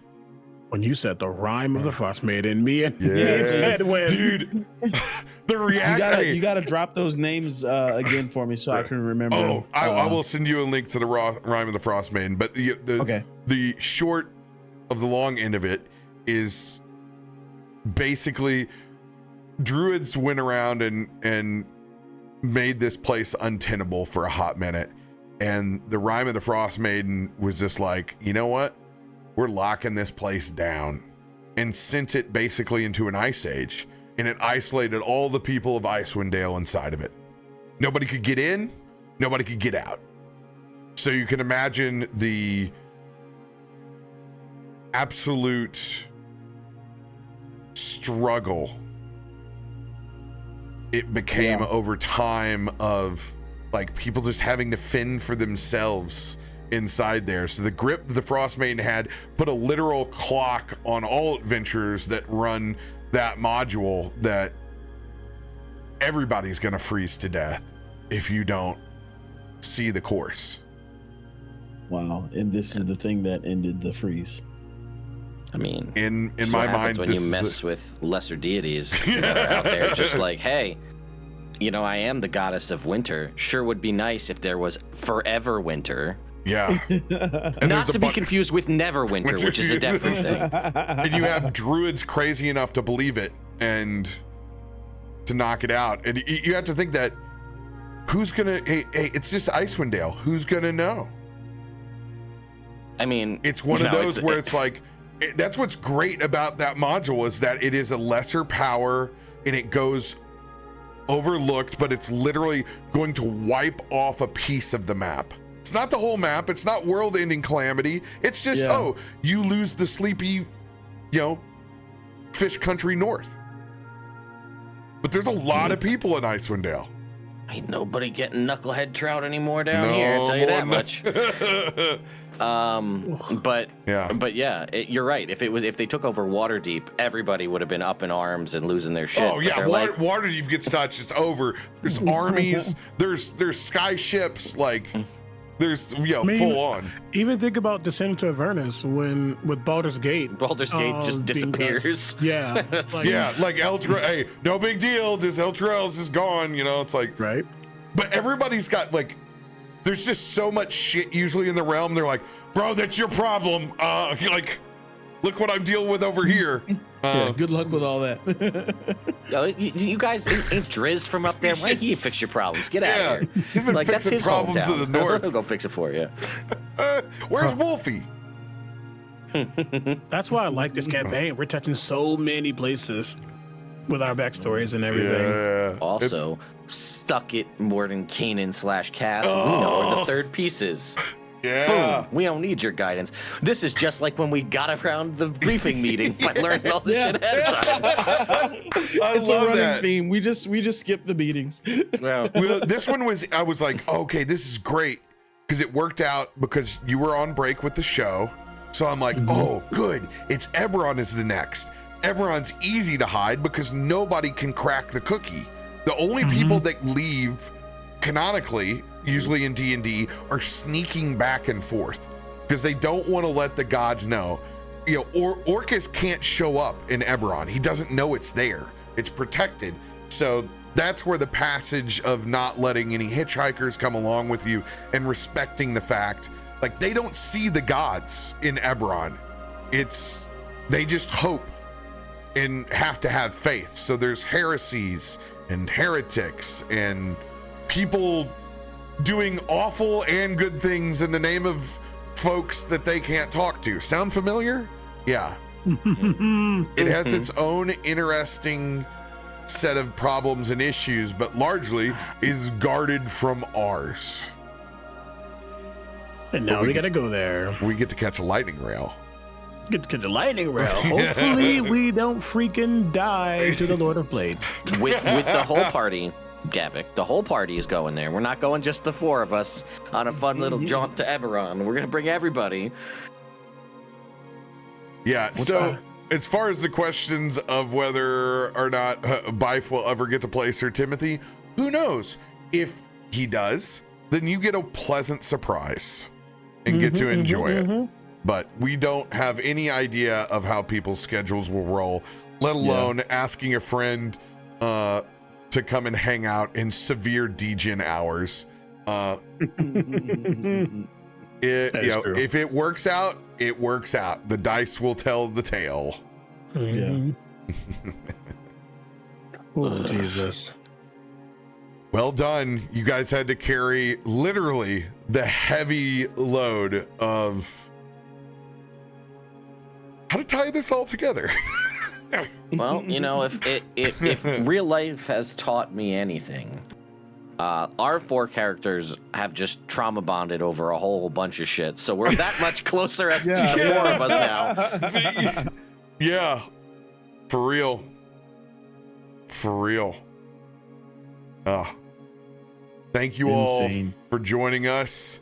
I am very excited to see where we go to next. We'll see you Back all then. to Hogglesweed. We